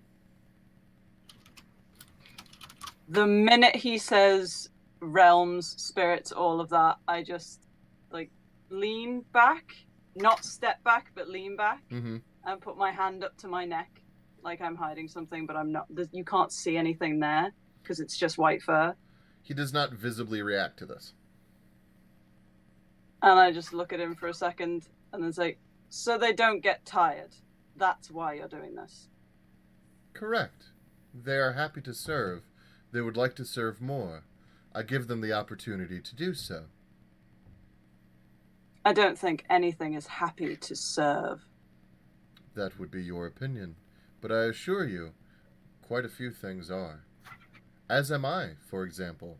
I serve them as they serve me. It is a union. You have my pity. And then I walk away. And it's the first time I have not entered a staring competition with him before one of us walks away. And if you were to turn around, which you don't, but if you were to turn around, you would see him look almost a little disappointed as he's like staring at you from behind, and then he continues along his path. It wasn't like mean. And then I was like, it wasn't mean either. It wasn't Yeah. sarcastic. It was genuinely, because you think this way, you have my pity. And he will not reference that conversation if you never bring it up. He'll never bring it up. Mm-hmm. And conversations with Elswick in general are riveting. yeah. Yeah. He's not an inviting or charismatic speaker. He does what he does, and he seems to be very, very good at it. But there's no one who he does not seem to share his evenings with any of the rest of the caravan, for example. Although, from that perspective, before we continue on into the real nitty gritty stuff, out of the Caravaneers, they're a fairly raucous group. Like, they're pretty happy, generally speaking, to be here. On nights when they do have time to rest, there are usually multiple campfires set up. Several of the caravans seem to be friendly with one another. They join up. They cook together. They sing and drink and dance. And generally pass the time, frankly, pretty happily. No, I'm just taking a look at the clock here because I don't necessarily... Okay. As much as Glory would love to join with the festivities because she wants to party so bad. She's like, no, this is my job. I have to watch them so they can party and just patrol around. Okay. All right. And I appreciate your dedication. Every once in a while you catch yourself sort of like humming along the songs, like, because some of these tunes are really catchy. So there's one in particular that's about like the Lord Chancellor's wife and a priest and something, and you're not really sure, but it, you know, the it's got a good beat. I'm sure. So as you guys go along, so about, as I said before, about 2 weeks pass. You are on a large flat plain of what looks like sort of short golden wheat almost. If it is wheat, it is either not ripe or recently harvested. You're not sure which. None of the three of you are farmers. But it's definitely only about thigh high for, well, about crotch high actually for two of you, and about knee high for one of you. Yeah. So out of seemingly nowhere, you hear one sort of loud, shrill, high-pitched attack, and a group of about 20 goblins starts firing tiny little arrows at the caravan. The caravan, which was already moving pretty quickly, actually stops, which is a bit of a surprise since you'd think that they would be able to get past this, and you're not entirely sure why. Being in the back, you can't see exactly what it is that caused them to stop, but the caravan stops abruptly, and it is due solely to the skill of the people driving that that your carts don't all like tumble into each other. So let me see. Do I have 2 weeks of practice movements? Glory will effortlessly pop out the door and go to the top of the caravan. I'm already on the roof. I'm just sat there. Okay. All It's a right. fair spot. That's where I've been. I'm not there watching or anything. That's just where I've been to avoid no one, obviously. Obviously. Okay. So let's see if I can make this work properly. So because we don't have proper tokens yet, that's going to be coming up hopefully in this next week. So what I'm trying to do is get little tokens out. Oh, I see it. Um, Oh yeah. And if I can do this correctly, I can even give you guys control of them. So Red Knight is going to be Brentley. Blue Knight is going to be Glory, and then purple wizard-looking guy is, for now, that will be... sorry, for now that Me. will be... Yes. Metzi. And what I'm trying to see is if it's going to let me give control over to you. I'm concerned that it's not going to want to do that.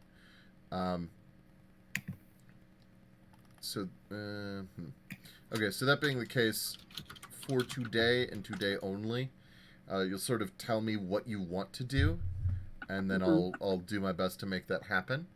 And then next game session, you guys will be able to actually control your own people. And so I apologize for not having that worked out now. That was part of the plan before my computer decided to take a shit.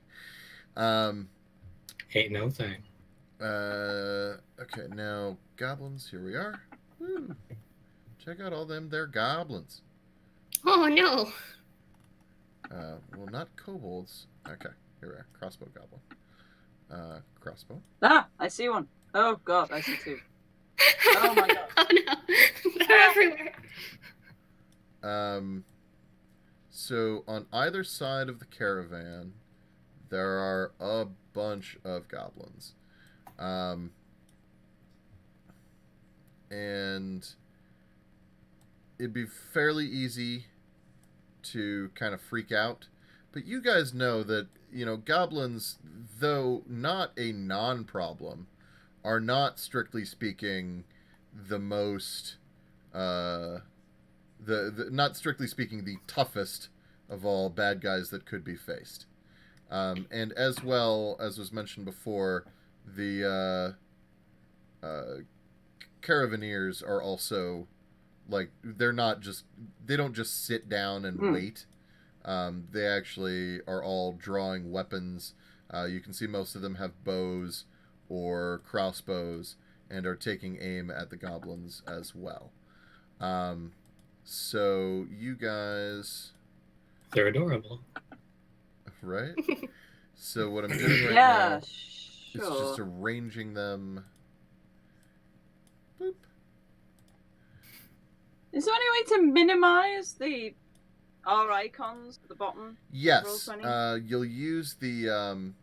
there's a gear icon in the top right corner. Yes. And you'll use that... Yeah. Is it enable chat avatars or? I think so. I'm pretty sure that's the selection you want to be working on. Yeah. Okay, hold on.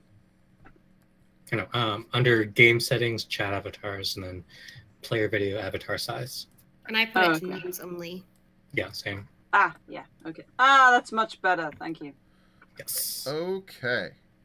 So, what I need for you guys to do So you're all going to roll initiative, and for this week, also for this week and this week only, I'm going to have to keep it on pen and paper, which is, again, less than ideal, but I will talk to Thicmorton about how to make all of these things work properly in Roll20, which is something that I should have done. I, the teacher, failed my homework. But that's okay, because it's hard to know exactly what I need to do until I've done it. So... Yay. Wow. Awesome. All right. That is okay. Going late is not necessarily the worst thing in the world. So it's going to be... Especially if you can heal. front. It's definitely going to be Metzi. Then... basically all the goblins. Yay! I do so love going first. Gobs 1. Gobs 2. The armrest in my chair. Gobs Fell off. 3. And then... Glory. And Friendly. Alrighty. So, the goblins... no, sorry, I apologize. Metzi, what would you like to do with your turn?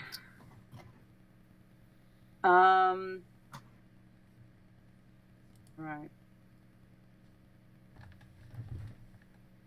I'm going to jump down off the caravan roof that I'm on and head for, or rather just stand in front of it.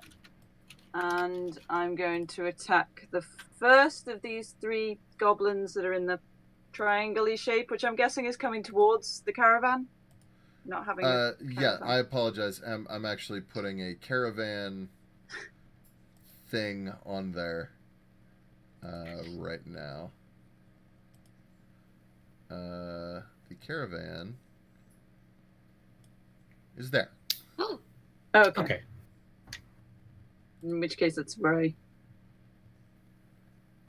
Okay. end so, up when I jump down. all right. So that's where you want to get right in his face. Okay, maybe not that in his face. That in his face. That in his face. What is your In plan? front What? of the 2 small ones. Okay. What kind of thing would you like to do? If you want to smash him with your weapon, you actually will need to get that in his face. Oh, okay. Although, In which for what it's case- worth, his face is at roughly hip height for you. Yeah. So, love so that. really, you're getting in his face, but his face It's is not like in a yours. golf swing. Yes. It's like a golf swing. Okay, in which case, as I am jumping down off the caravan, I am tearing the fabric off my weapon, and I am going to swing it one-handed straight at his tiny little goblin face. Okay. And so what everyone sees as Metzi removes the fabric from his weapon is it really does look very much like a cricket bat with these extremely jagged obsidian stones, each of which is sharpened to an edge and inserted into the edges of the cricket bat. So it's like a razor-edged cricket bat. I love it. Yeah. I want one. So, and Shakes, would you like to pronounce this item for everyone? It's called a macahuitl. Yes. And this is a Mesoamerican Bless you. weapon. All right. It's in Nawa, so it's I may not be pronouncing it exactly correctly, but I'm trying. So, Metzi, give me an attack roll. Do you understand which thing to click on for that? I click on it's in attack and spellcasting, and I click on the one I've made, which says one-handed, and hope that I've done this right. Sounds like you've got it, so go ahead and click it. Okay. There we go. So a 10 is not quite good enough. Yeah, bummer. So you miss on your attack, but trust me, these guys aren't any great combatants either. Mm-hmm. So you miss on your attack. Next up is the goblins. So the goblins on... Well, it occurs to me that you guys can't see my cursor, but the goblins on the right side of the screen will all roll first. / roll 1d20 minus. That's a lot of arrows. 4. Well, yeah, but they all suck. Okay, so as a group, they miss. They miss terribly. The arrows just end up all over the place. Just a terrible mess. Like and like some of them are in the grass, and some of them are in the sides of the thing, like of the caravan. The goblins on the left now will fire.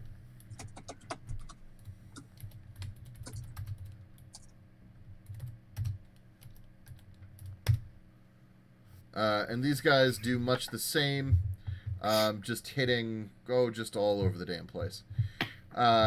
Finally, the 3, and these seem to be like the elites, who are in front of Metzi. They will attempt theirs.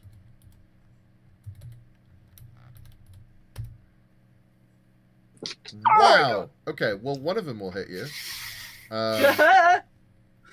The other 2... That's a crit. will move up.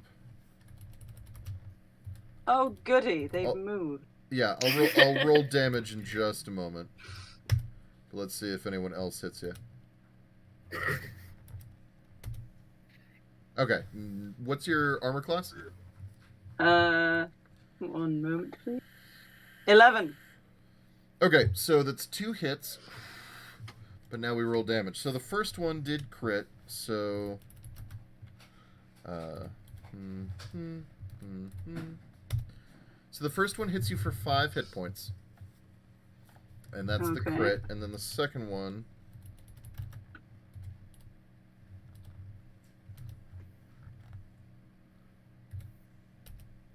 hits you for 1. So you've taken a total of 6 damage. Okay. How you doing, buddy? Not great. Okay. So, yeah, you are a melee combatant, but lacking armor. Yeah. I I have armor. I have medium. I have leather armor on. Fair. It's just not great. The You don't armor Caravaners... that just yet. The Caravaners fire back. And they take out... Ooh, they do not... Okay, that group doesn't hit anybody. That group takes out a couple. So these 2 in the back, they get splitched, and their tiny little goblin corpses are littering the field. And Good job, everybody. Yes. And Glory, it is your turn. I would like to run down. Yeah, just a 1 space. Okay. Boop. And I will lay on hands my kitty friend. Okay. Now, from a tactical perspective, it may actually be worth it for you to get in close. If nothing, it might take some of the pressure off of Metzi. The thing of it is, so when you are in melee with somebody, they cannot very easily just turn tail and try to run away. If they move outside of the range of your attack, you get what's called an attack of opportunity. Whereas here, you are not threatening anyone's position. I'm fine with you being here. I just don't know which rules exactly you're aware of. So, do you want to be here, or would you like to move? Yeah, I'll just go ahead and scooch down 1 more. Then I'll heal. Okay. And healing's not a problem. It's not going to affect anything. So, how much do you lay on hands, Metzi, for? 5. Okay. It's, yeah, I think it's just a flat amount based on your level and charisma bonus. So, Metzi, you just straight up heal 5 hit points. Okay, give me a sec. Okay. Thank you! And then as a bonus action, I'm going to yell in Goblin at them. Like, no! Go away! The goblins are slightly taken aback by the fact that they can understand you. And you know what? Go ahead, roll intimidate. Let's see how it goes. The jig is up, man. He speaks our language. No, they're not. They are not. In fact, That's a 7. they are not. In fact, intimidated by you. They look at you and they're confused. But nah, they're here for a reason. So they get set up again. So Brenly, it is your turn. Okay. Kick her ass, Bass. So I guess I just want to go next to Metzi. Okay. Renly's like inclination would be to like put herself between them, but there's not really space for that. Right. So yeah, just like as close as possible to kind of be protective. And now, for what it's worth, you can attack. If you can see my like, circle radiating, so you can attack that guy or that guy from where you are. Okay, then I definitely would want to go for the middle one. Okay, so go ahead and roll your attack.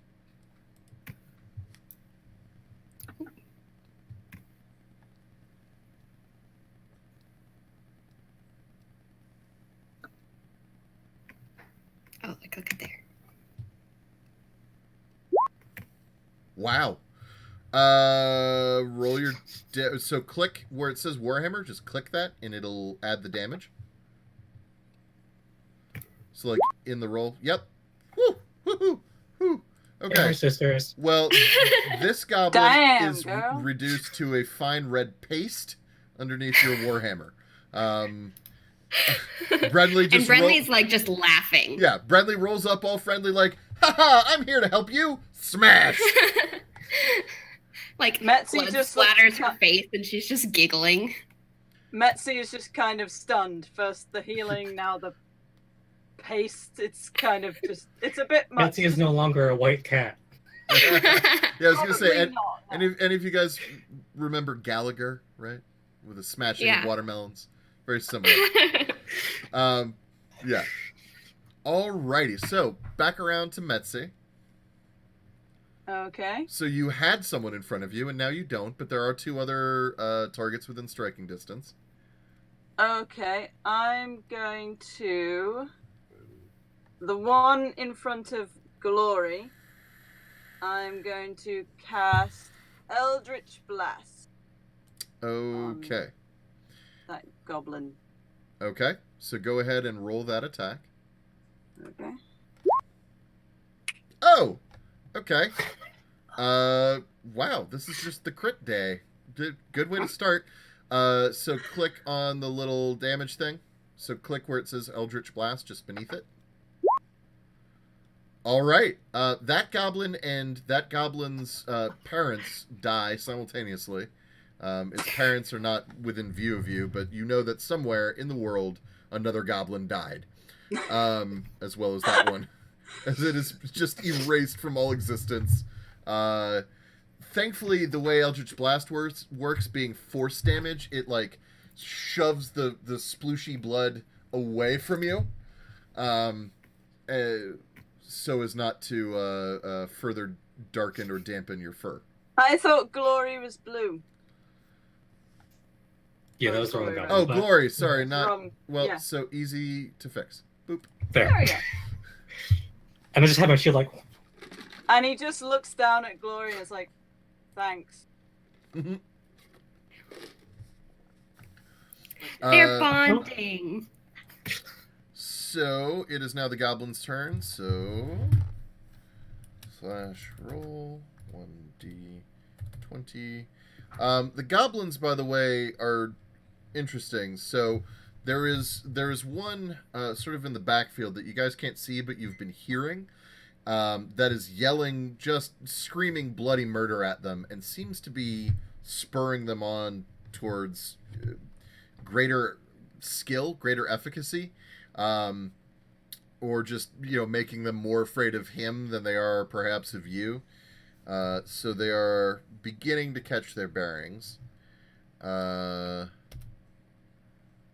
Okay, so as a group, they managed to hit but not kill a couple of the caravaneers. There are some arrows, or rather bolts, sticking out of people's arms and legs and such. And you can definitely hear some like cries of pain coming from back towards the caravan. Phil, no. The ones on the poor Phil. The ones on the left side, they still haven't gotten their shit together.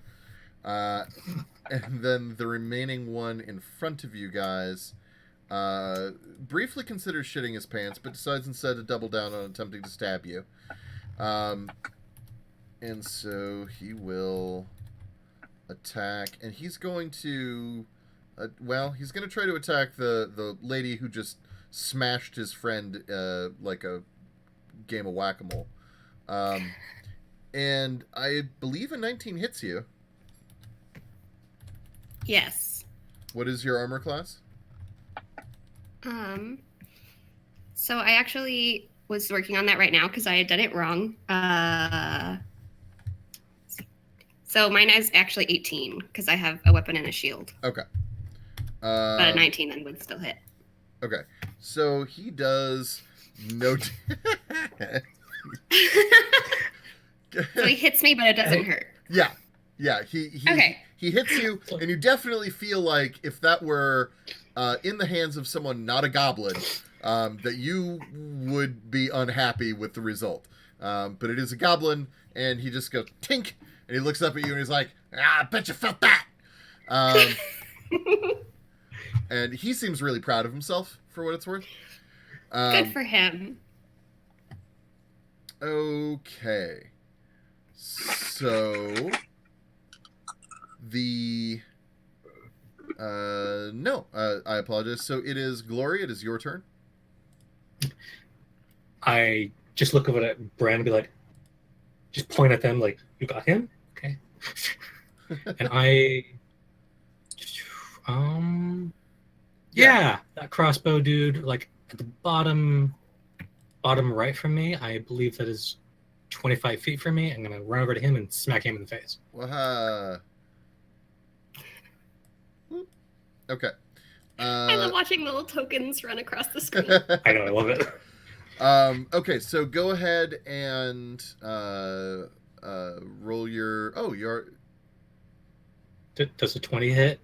Yes, it very much does. Does a 20 hit? Come on. Okay. So this guy, you don't kill him, but you definitely hurt him hard. You smack him a real good one, and he drops his crossbow, and his little left arm just kind of is flopping. But he doesn't seem to be paying too much attention to it, as he does draw a little dagger and starts like, I'm gonna get you. And you know, he's really, really enthusiastic about the whole thing. And then Brenly. Yeah, I want to go for the one that's left in front of me. Okay, so roll your attack. 13. A 13 will hit, so roll your damage. 9. And more paste. Just like his friend, he exits this world as he entered it, violent and bloody. But he is no more, sadly. He is erased. Excellent. From our plane. Okay. Can I ask a question? Yes. Captain J. Cross gave me a crit. Oh. What do I do with that? What does that do? Oh, heck. This was way back when. Yeah, it was way at the beginning. That's right. No. Yeah, because we thanked him. So the way this works is people who are watching, they can donate amounts of bits, I believe, in dollars. And so giving you a crit, so J. Cross donated $5, 500 bits, and we should all... The real MVP. Thank you. So you have a crit that basically whenever you want, you can say, without rolling, you can just say, I critically hit this thing. Okay? Excellent. And maybe mark that in like your equipment slot or something on your I was going to say, sheet. do I have to use it today? You do not, strictly speaking, have to use it today. it's I will, though. sometimes more exciting. Yeah. But Fuck these goblins. But it is there for you. So I'm so excited. okay, so next on the list, so Metzi, it's back up to you. Okay, I'm going to take one of my javelins and try and get the top of the 3 that are grouped on that side. So the one closest to the caravan of the 3. Somehow it hadn't tracked with me that you have javelins. You have javelins? I have 2 javelins. Okay. I'm not going to tell you that you can't use them, but don't forget that you can use your cantrip, the force bolt thingy, an unlimited number of times. I know, I just want to try throwing a javelin. Okay, cool. So roll your javelin attack. Okay. You gotta. And you're You gotta going throw a for big pointy stick. For which guy? So if you click and hold on the map That somewhere. guy? Okay. If you click and hold on the map, it'll also do that like radiating circle thing. That guy. Oh. Or at least it should. Should let you do that. Is it not doing that? It was. Oh, I make just sure did it. you're using the cursor pointer. Oh, okay, hold on. Yep, there you go. There you go. But regardless, That guy. cool. Okay, so roll your Okay, attack. Right. Oh, you hit him. So roll your. Oh yeah. So click on javelin, and it'll roll the damage for you. 5. Wow, that's about- As a javelin pierces right him. over Bren's head as well, just like. Yes. A javelin pierces him, and here I'll turn you so that you're facing the correct direction. There we go. So javelin pierces him in his chest, and he falls over, quite dead. Although he can't fall all the way, because he's like and then he falls slightly forward, and he's just sort of stuck there in a little Sticking. yeah. Beautiful. And so it is Goblins' turn. So the goblins are starting to get a little upset because this was supposed to be an easy target, and you guys are making things way more complicated than they are comfortable with. This is not how this Can I was ask a supposed to quick? go. Can I ask a quick question before we Sure. carry on? Can someone explain the whole bonus action thing to me, because I don't actually know what it is. Ah, okay. So Noob. the way bonus actions work is, so on your turn, you can do a certain number of things. You get a certain amount of movement. You get a main action in which you can attack or cast spells or do whatever. Yeah. And then if you can also take a bonus action, which you can always use a bonus action for a certain couple of things that the exact things that you can do with it are slightly escaping me right now. But most of the time, you won't take a bonus action unless you have like a skill or ability that says you can take a bonus action to do blah. And you can only ever take one bonus action in a turn. And a bonus action is basically just a thing that you can do that is not your attack that uses up the bonus action slot. And then you also get a reaction that you can use. And again, usually that's only triggered by a specific ability. For example, the spell Counterspell can actually be cast as a reaction.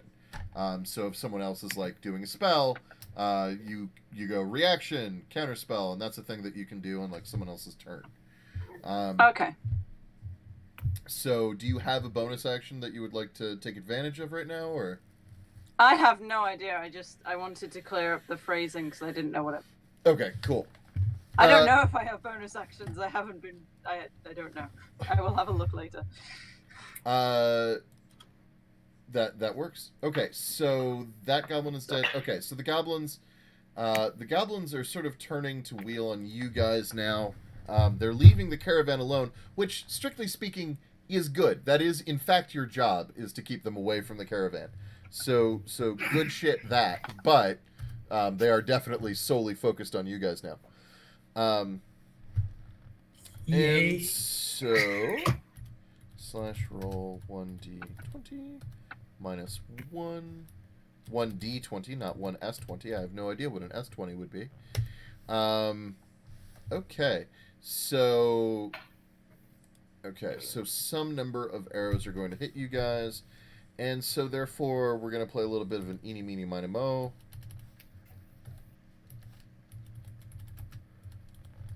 So just know that Shakes your 1, Cubit your 2, Moogs your 3. 3 Moogs, so they're all focused on you. What is your armor class? 18. Okay. Damn. You definitely feel 1, 2, 3, 4, 5, 5 crossbow bolts bounce off of your armor. Well, you feel 3 of them bounce off and 2 of them whiff around you. And then the goblin who's directly in front of you with the floppy arm kind of comes in and is like, ah, I'm going to get you! I'm going to get you! Ah! Shit! As it just misses terribly. It just whiffs right in front of you. You tied. And the Caravanneers, though, have also ceased shooting, as now that the goblins are not really paying attention to them, they're starting to, you would assume anyway, take care of like the people who were wounded in the attack. So they're not really focused so much on the goblins. There aren't any more arrows coming from the caravan. Okay, we only lost a red shirt. Yeah, exactly. Need another Timmy. So as you guys... Okay, so that's Goblin Group 1. Goblin Group 2. Wow. Okay. Goblin Group 2 has just never gotten their shit together. They're just not into it. Did they all show up to work drunk? Yeah, they're very over this whole attacking caravans thing. They would much rather be, like, making daisy chains in a field somewhere. Just, like, aiming the bow and then going, whoops. Yep, exactly. Darn. Like, I'm working. I don't want to hurt the big cat person. I don't want to hurt the person in armor who just killed 2 of our friends. Yeah. So that is group 2, and then group 3 is dead. However, at this point in time... Well, no, sorry, not yet. I apologize, because they get added in after. So it is Moog's, Glory. Smash that goblin who tried to hit me with the dagger. Like, oh, it's okay. You tied. I'll put you out of your misery now. Okay, go ahead and roll your attack. You definitely hit, and it does not matter how much damage you do, you finish him off. He had 1 hit point, and he is now very much dead. And as you smash him, he goes, "Fuck you!" as he dies. Goblins are known. You signed up for this. For being and then you have some movement if you would like to engage with someone else close up. Yes, I would like to move over to the right 2 spaces to that dude. Okay. Done and done. Boop. So you are now facing that guy. And... and then it is Brenly's turn. Excellent. I'm ready. Okay. So I wanted to go... Can I get that guy? Can you get... Ooh. Yeah. No, So too far? He's 45 feet away. You, I believe, have 30 feet of movement. Yes, that's correct. Yeah, so you're I not can't gonna... get anybody. Okay. No, but you can move towards one of them. Yeah, that's fine. In preparation for your next turn. Then... I don't necessarily want to leave this... Well, I mean... Yeah, I want to go towards the bigger group over here. Okay. Towards that guy. Okay. So 5, 10, 15, 20, 25, 30. Boop. So that'll put you there. Join in the smash. Yeah! Alrighty. Tiny people smash. I want to crit some skulls. And then at the very end of the turn, what you hear, so there's a small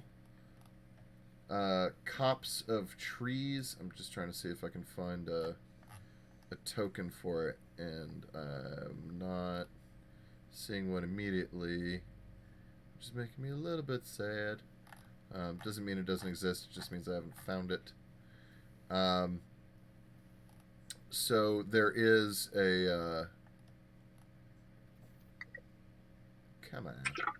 Okay, so there's a small copse of trees over down this way. And I will mark it by drawing a shape. So here is the copse of trees. And so... oh. Let's see, can I not select that now? Because it's going to be a jerk. It's Aha! a shrubbery. It's a shrubbery. Is Roll20 bullying you? It is a little bit, the bastard. Aww, So... We'll use our imagination. It's fine. So out, Theater of the mind. so out from You're behind doing the copse of it, trees, Peter. Mhm. there comes an armored goblin, who you're pretty sure is the one who's been sort of shouting at everybody this whole time. And then there is also... hopefully this guy is good. He is... no, he's supposed to be bigger than that. Boop. There we go. Oh, goody! There's Oh, I want to also fight that so bad. an ogre. Now, the ogre is being led in chains, one on each hand. The token shows him with a branch, but he does not have a branch. He's being led in chains by three goblins. One who is leading him by a chain attached to a metal collar around his neck. And then the other two are leading him by manacles that are attached to chains. And the ogre, for his part, and by the way, you guys aren't really sure how in the hell they managed to hide this thing back here. We're all really Stay down unobservant. behind the tree. Big tree. Become the tree. Mostly they managed to hide it because I forgot to give you guys passive perception checks, and I apologize for that. And I will try to do better in future. For now, we'll just I was say... inside the yeah, thing. well, yeah. For now, we'll just say that they hid it under a camouflage tarp, and you know, everything's fine. We just weren't looking in that I have a direction. ghillie tarp. Right, exactly, yeah. Ogre! Fun. We just weren't looking that way. So the ogre is being led on chains, and the little goblin leader points at you guys, and he goes, "Get them! Fuck them up!"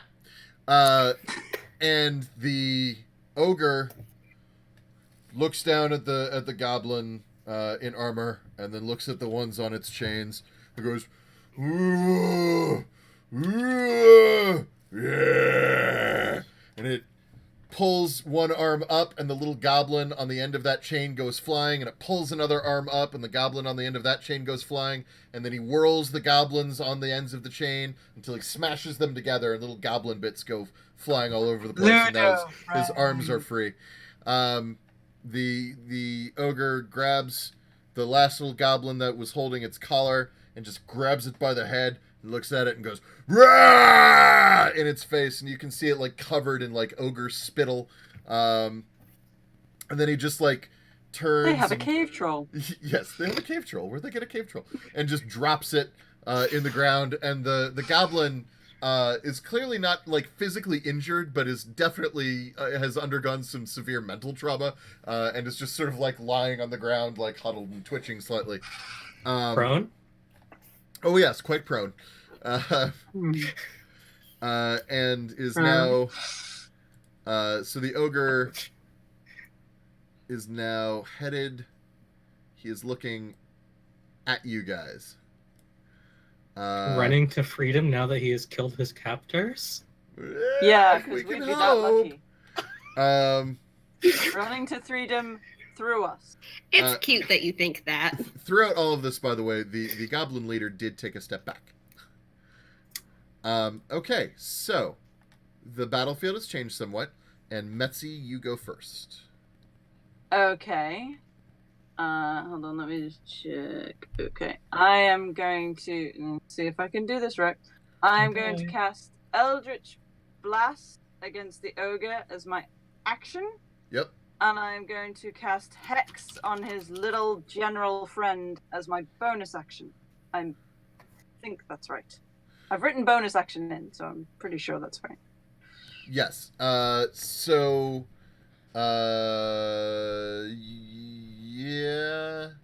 Yeah. Yes, you in fact can do that. So the only way that you can ever cast 2 spells in a round is if one of those spells is a bonus and the other one is a cantrip. That's literally the only way that you can make that happen. And in fact, you are doing that. I lucked into that. Yay.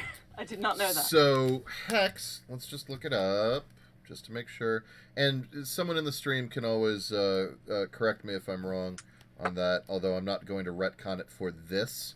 I like putting the entire entry into the spell section. Oh no, that's exactly what you should do.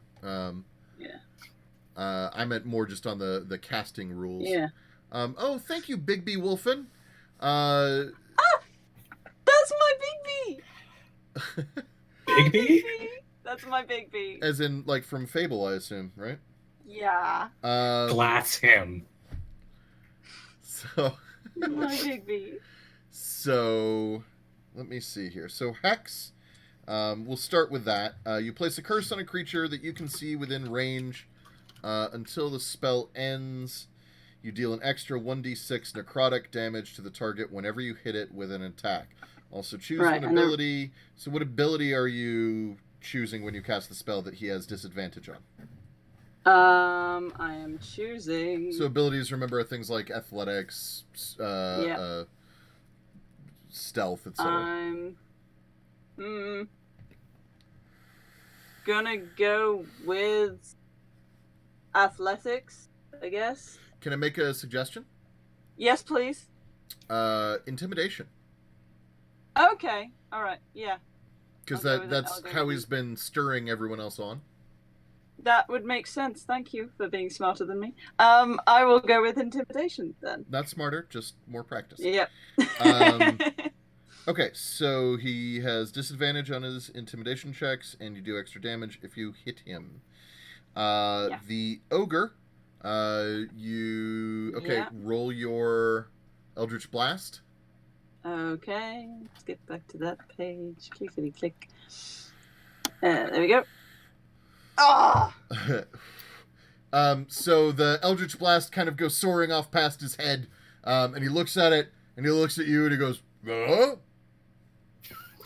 I'm just like... And that is his whole response.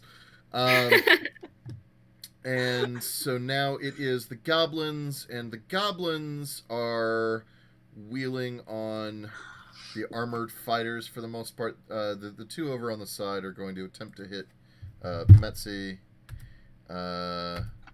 Oh, goody.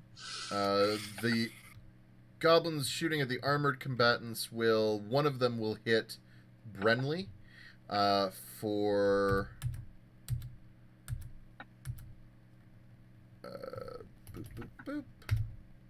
Oh, wow. Brenly, you get smacked for 5. So you managed finally to take a pretty solid hit through the armor, which, to be honest, is fair considering the number of them that have been shooting at you for exactly how long they've been shooting at you. One of these had to get through at some point. Can't keep banking on that stormtrooper phenomenon. Right, exactly. And then the goblins shooting at Metzi, they all miss, the two of them.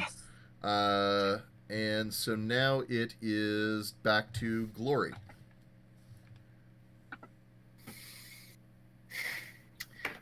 I'd like to finish up with this goblin really quick, so I'm going to hit that one in front of me.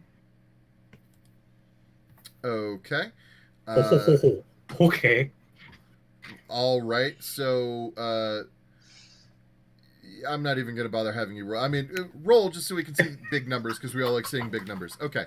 You smash that goblin so hard with a baseball strike that not only does he die, but his buddy up here who you hit him into also dies. You just like smack him in the side. He goes, blah! Split. And his corpse kills the next one over. Because oh, they have 5 hit points. You did 28 damage. Beautiful. That's insanity. I got to double check That's these just- numbers as well later. But regardless, that's ridiculous. So, and after that, I would like to move as far as I can to the left to try to put myself between the big nasty and our lovely little kitty. Sorry, our lovely tall kitty. yes. Big kitty. Okay, so I love how 5, we're just like we're 10, forming the protective 15, circle around 20, the 6'7" 25. guy. 30. Well, he's tall, but he's unarmored. Yeah, it's like I will protect your knees. Bye. All right, so you are over there, and Brenly, it is your turn. Excellent. Okay. Dang it! I went the wrong direction, and I'm not near the big guy. Well, I mean, you can change that. It's up to you. What do you want to do? yeah, no. I'm like a dog chasing cars. So I had started to run towards the bigger group because she wants like in on the bigger action. But Uh-huh. suddenly the bigger action is in a different direction, and that's where she's gonna go. Okay. So we can do this. 5, 10, 15, 20, 25, 30. I can get you there. Okay, actually, can I amend it slightly where I want to stay close to Glory? Would you like Because to since I took, form yeah, the within like 5 phalanx? feet, because I took protection style fighting. Oh, okay. Yeah. So I want to stay, yeah, about Okay. there. That works. Okay, so we've got a tiny shield wall forming. And it is now so the Goblin Elite, I get the next level. who he is going to continue moving to the side. And then he is going to throw a pebble at Metzi. And let's see how that works. It's not actually, strictly speaking, a pebble. Team Goblin blasting off again. Yeah, that's right. He There's only does, room for one talking he cat does in this not operation. hit. So, but what he has thrown, and here, let's see if it'll let me draw a shape. Draw a shape. Boop, boop, boop. So he Is he throwing his own poop? Not quite. Don't do that. So- White fur. Just no. So he misses. So the red area, that is fire. So he threw a tiny bottle of alchemist fire, and he missed. But so now that section is just on fire. Bitch tried to Molotov cocktail me. He did a bit. Seriously? Yes, he did. Wait, are we like in a wheat field, a dry wheat field? Yeah, Yeah. a little bit. Which one threw this shit again? The Goblin Elite, who is here, Okay. the Alright. the leader guy, Oh, the yeah. one that you have hexed, by the way. Yeah. The ogre will. Hang on. So the ogre will now. He's going to move. Boonk. Boonk. I think he could technically hit you from here, but he's not very bright, so he will get there. We're just like, oh. Yeah, right. Now he is probably going to hit you. Well, I say probably, but we'll find out. Nope, just a whiff. So you feel. Oh my god, he's like Hagrid's brother. So his fist just goes flying through the air, but him being tall and you not being tall at all, you feel like and can hear the wind displacement as the just whoosh, whiffs over both of your heads. But he definitely does not hit you. But there is a definite sensation in the pit of both of your stomachs that shit just got real. I think we just both got a little excited, like, Ah, my nipples are hard. So, I can prove myself. so Metzi, it is your turn. Okay. I am going to run right up to the motherfucker with the Molotov cocktail. Because I have, I'm guessing my speed is how far I can move. I have 30 speed. Sorry. Around the Yes, fire. your speed is exactly how far you can move. Okay. So you can, and yeah, you can bypass the fire. So 5, 10, 15, that 5, 10, 15, 20, and you're right there. Foop. Okay. And then I am gonna swing for his tiny goblin face with my macahuitl. All right. So roll the attack. Okay. One-handed, Okay. by the way. Alrighty. Roll me some damage. Awesome. Now, For the love of now, God. hang on. Also roll a d6. Remember. Oh, yes. Okay. How do I do that again? It's / roll space 1d6. 1d6. 3. Okay. So you do a total of 4 damage to the little bastard, which he is not at all happy about. Like you slash like through his armor, and he looks up at you. He's like, "I'll fuck your mother for that." Goblins are particularly profane little bastards. So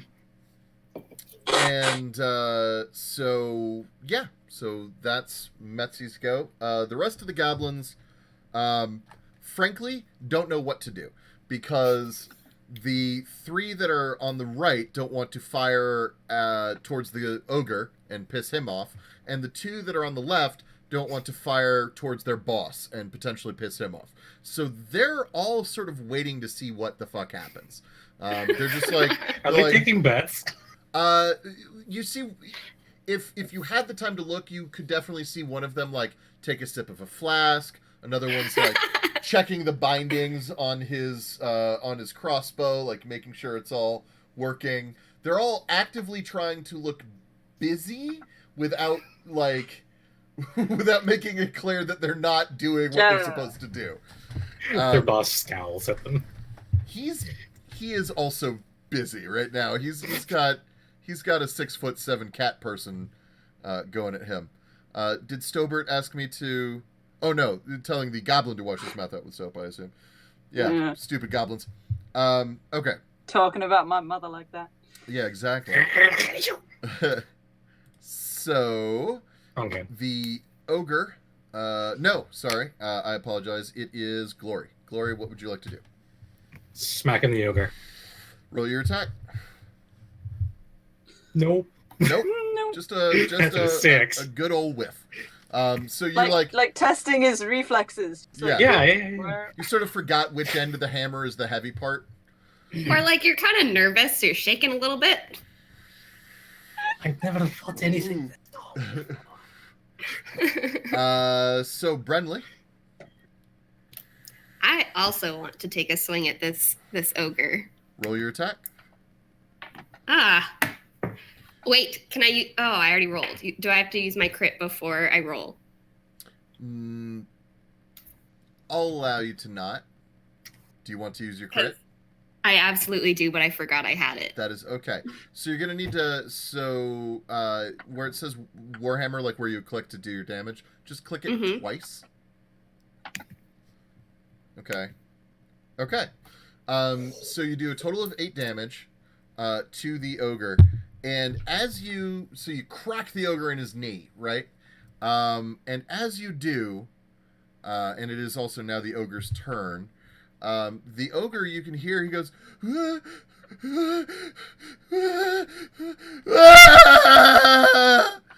Big baby! He just flops down on his ass, cross-legged, and spends his turn just like crying over his knee. And that is the ogre's turn. Goblin Elite. So the Goblin Elite.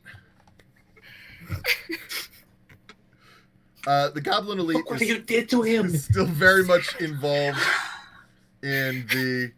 The ogre brother was like. Sorry. So the Goblin Elite is. He is going to attempt to attack Metzi. And he is going to use his dagger. Metzi, what is your armor class again? 11. We're going to have to fix that. Especially because Warlocks can wear leather armor, so we'll need to get you something. I have leather armor. I thought I was wearing it. What's your dexterity? Where am I looking? My dexterity is 12. So that's a +1. So no, you have not added your armor into your armor class.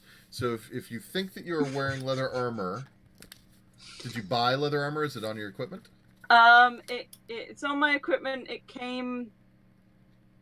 I think it came either with the Hexblade Warlock or the Charlatan background. I put it in. I believe that is correct. Made it up. No. I don't think that you made it up. I remember seeing it there. It didn't click with me when I was. Memory. No, it's fine. It didn't click with me when I was checking over your stuff to make sure that actually added up the way it was supposed to.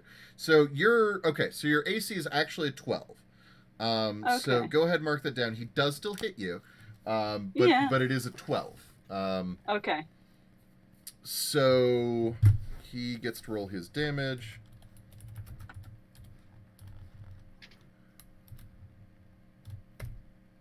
And so he hits you for 3. He stabs you in the hip.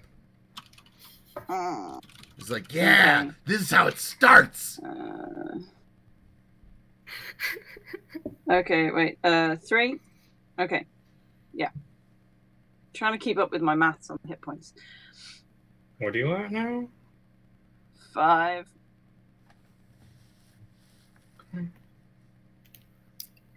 Please don't die. I'm doing my best.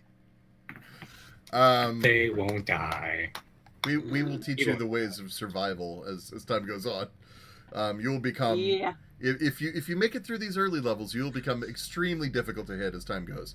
So in survival. In the short term, Metzi, it is your turn. You get to clap back. Oh, it's my turn. Okay. I'm gonna smack him in the face with my Macahuitl again. All right, do it up. And I'm gonna go for 2-handed this time, if it makes any difference. Okay. Hey! There you go. Give me the damage. 2-handed. Right. Don't screw me. Okay, well, that's better than I was doing. And that's enough. Also, you forgot to roll your extra d6, so roll that. Oh, okay, sorry. There you go. So, you with your Macahuitl, you kind of. Well, actually, I will borrow from Sean from Throckmorton or Thickmorton, however you know him. When killing big baddies, he likes to ask the person getting the death blow how they would like to do it. So, how would you like to have this happen? You tell us. I want to decapitate him. Okay. Just full on straight through. It hits, and then I just pull, and the head just goes. Okay. So he was super up close to you. So you kind of do a little jabbing prod to knock him back, and as he's knocking back, you just go fwah, and his head just separates from his body, and he falls over, bleeding out his greenish black blood, never to scream at you about your mother ever again. The rest of the goblins seem not to be taking this very well. As they all decide, sort of as a group, that they will now kindly take this opportunity to fuck right off. And so they all sort of turn around and recede back into the weeds. And if you guys want to chase them down, we can make perception tests and stuff to try to find them. But they are they're gone. They're out. Their boss is dead. Their muscle just got kneecapped and is crying. Yes. Yeah. So it is to Glory. What would you like to do? You have a sobbing ogre in front of you.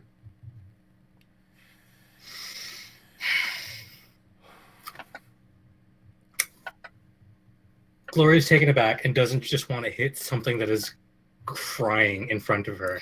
So she's kind of just slowly approaching. Are you okay? no, no, no.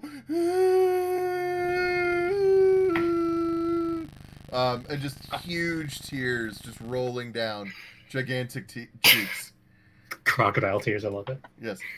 The bad little ones are gone.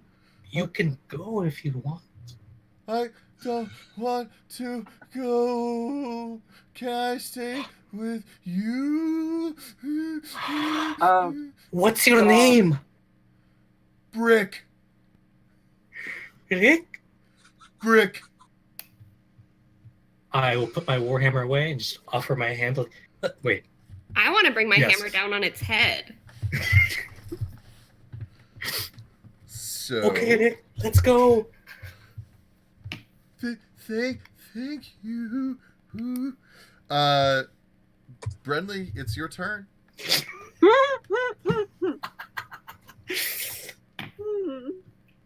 And then I smash it with my hammer.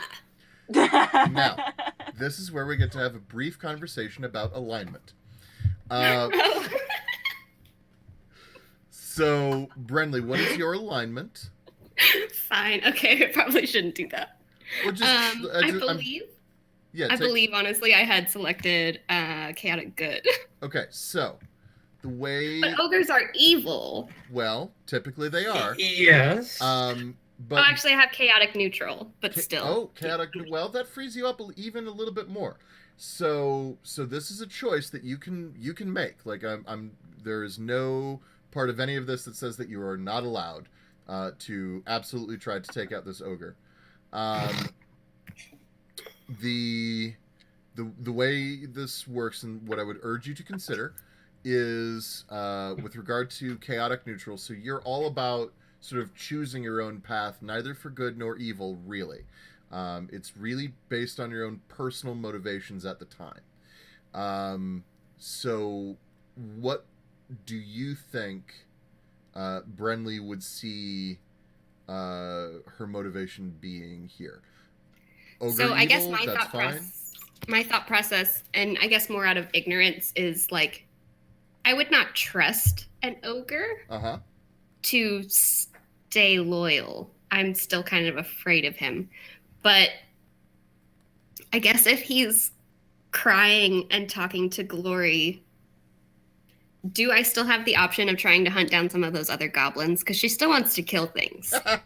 Yeah, you absolutely do. The goblins... You hit him in the knee. He's afraid of you. Ish.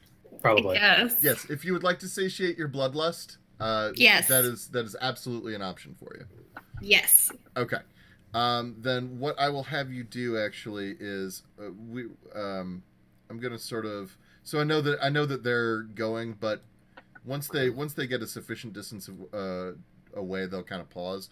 Do you want to go for the right group of 3 or the left group of 2? 3. Okay. So you're actually going to be able to catch up with them not too far down the line, because they don't really think anyone's following them. They do not expect the good night Brenly to be coming their way. Little do they know. Right, exactly. Little do they know.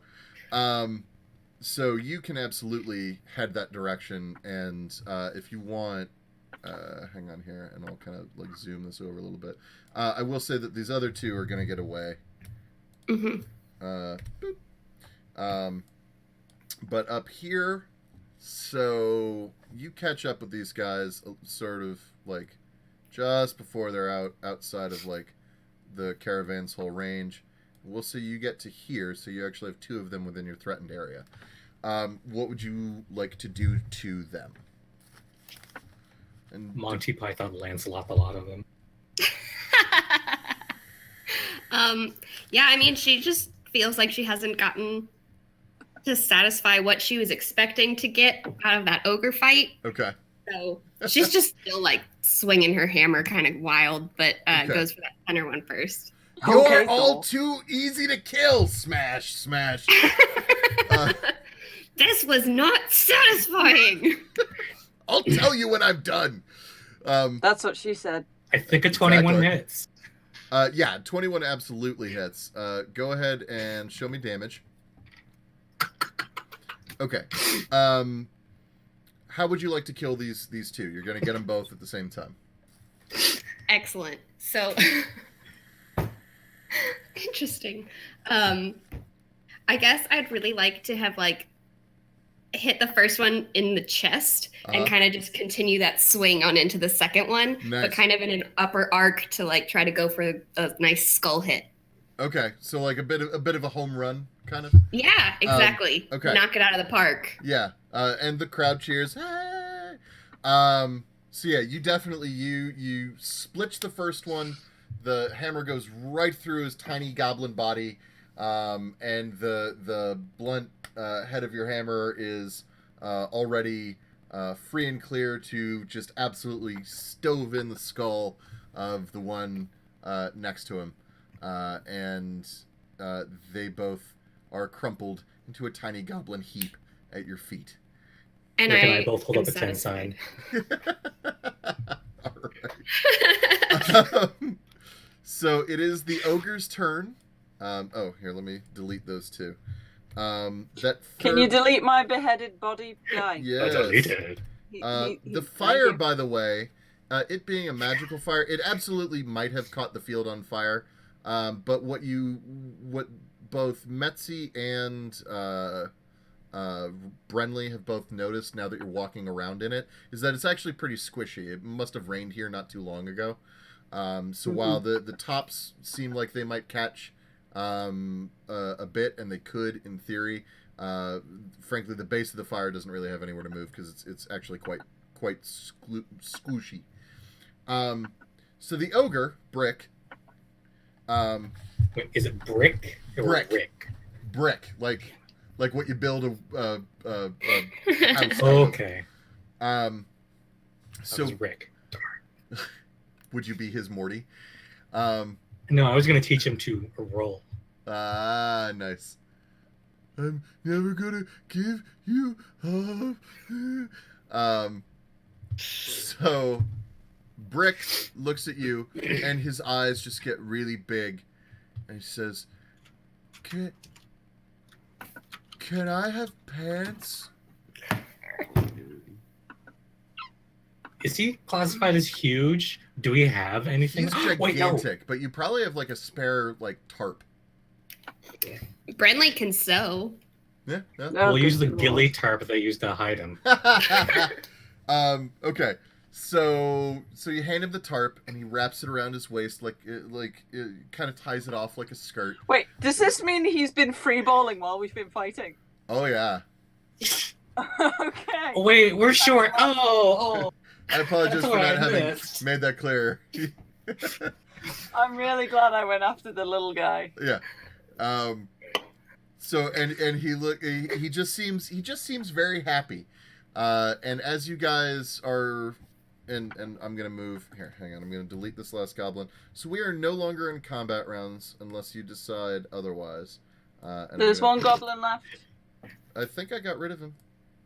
Where do you see No, him? I'm still Oh, right, that little bastard. That there we guy's go, he's gone. gone. Has the fire gone out then? Yeah, Yes. so the fire is gone. Things are largely back to normal. The caravaneers are putting themselves back together. And let me see here. And so Brick, as you guys are sort of coming back together and looting goblin bodies, which, by the way, you should mark down that you collected 15 gold and 22 silver. So whoever's in charge of banking should mark that. 15 gold, 22 silver. And at the end of combat, Glory will just kneel down and pray and hope that these horrible little shits will find their way to the scales and to be judged accordingly. Nice. They insulted Metzi's mother. Judged accordingly.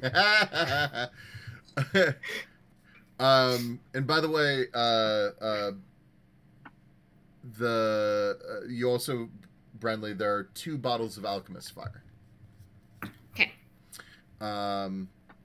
So as you guys are kind of collecting goblin corpses and figuring out exactly what you're doing with all this nonsense, Brick is very interested in a small patch of flowers on the side of the road, and is like picking them very carefully and like with the the tips of its fingers trying to like make a tiny little bouquet. Oh, I love him. He's like, I will run over to Brick and help him make a flower crown. "Oh, thank you." Yeah. And Brick has a little flower crown, and Brick is very happy about that. And Brick basically follows you guys around like a puppy. A very big puppy. Yes, and he does not Bad fit, pants. he does not fit inside the caravan. The caravan still stopped at the moment. Yeah, they have not begun to move yet. As you guys are kind of putting things together, a runner will come up. Is kid who's like 10, 11 years old maybe. He'll come up to you guys and say, Lord Elswick would like to get moving if everything is okay. Are we good to go? Fine and dandy, she says with a We big are smile on her ready. face and covered in blood. This is Brick. Brick, say hello. Ah! Says the kid. And ah! Says Brick. Yep. Shakes, are you okay over there? Oh, you're in character. Sorry, Yep. I apologize. Yep. Metzi, what are you doing in this moment? Metzi goes, like, hops back inside the caravan, grabs, like a bag of the, the dried meat and like the dried fruit or whatever passes for trail mix in this world, and just goes out and goes right up to Glory and just shoves it into her arms and goes, "You're keeping it, you feed it." Oh, you wanted to feed him too? Oh, that is so nice of you. Thank you so much. Brick, say That's what you think I said. Okay. That's what and you I'm just gonna heard. give some of the food to Brick. Awesome. That's where we're gonna cap it for tonight, I think. We are for the stream. We are a bit past where we We have a normally cave troll. would be playing. Typically, this runs We- from 6 to 9 Eastern Standard Time, but we had a lot of technical difficulties, and we didn't start for about 45, 50 minutes into our typical slot, which is why we're also going so late. And thank you, Shakespeare, for sticking with us so long, because I know it's like 3 a.m. where you are? Pretty much. Yeah. Yep. So I really appreciate your endurance in this matter. Getting to sleep. So real quick, what are your thoughts on your first successful D&D combat in Roll20 and such? We have had Yes, you do. And it's not me. Thank God. It's not the cat. It's not the cat. No, that was really fun. I do really Yeah. enjoy getting to visualize the distances a little bit better. Yeah. Mhm. In Roll20, I Yeah. think that was pretty helpful. the rule tool, or the ruler tool is really handy. Yeah, it really is. Yes. Yeah. I will try to get you guys some proper little pawns to use and assign them to you so that you can move them around yourselves. I will have to talk to Throck in order to, because I could not figure that out in the time that I had, and then the time that I had got a lot shorter. My assumption initially was like, oh no, I'm sure I just I click a thing and then I click their name and then that's all that is. And if that is the case, I could not find where that option is. So I will locate that during the week. So yeah, We're all learning. Learning is fun. So just normally we would do post wrap, post stream wrap up stuff, obviously after the stream. But because we're a newbie show, I do want to include a little bit of some of the behind the scenes, a little bit of how the sausage gets made, just for people watching. So as for you guys, the teacher's going to give you homework.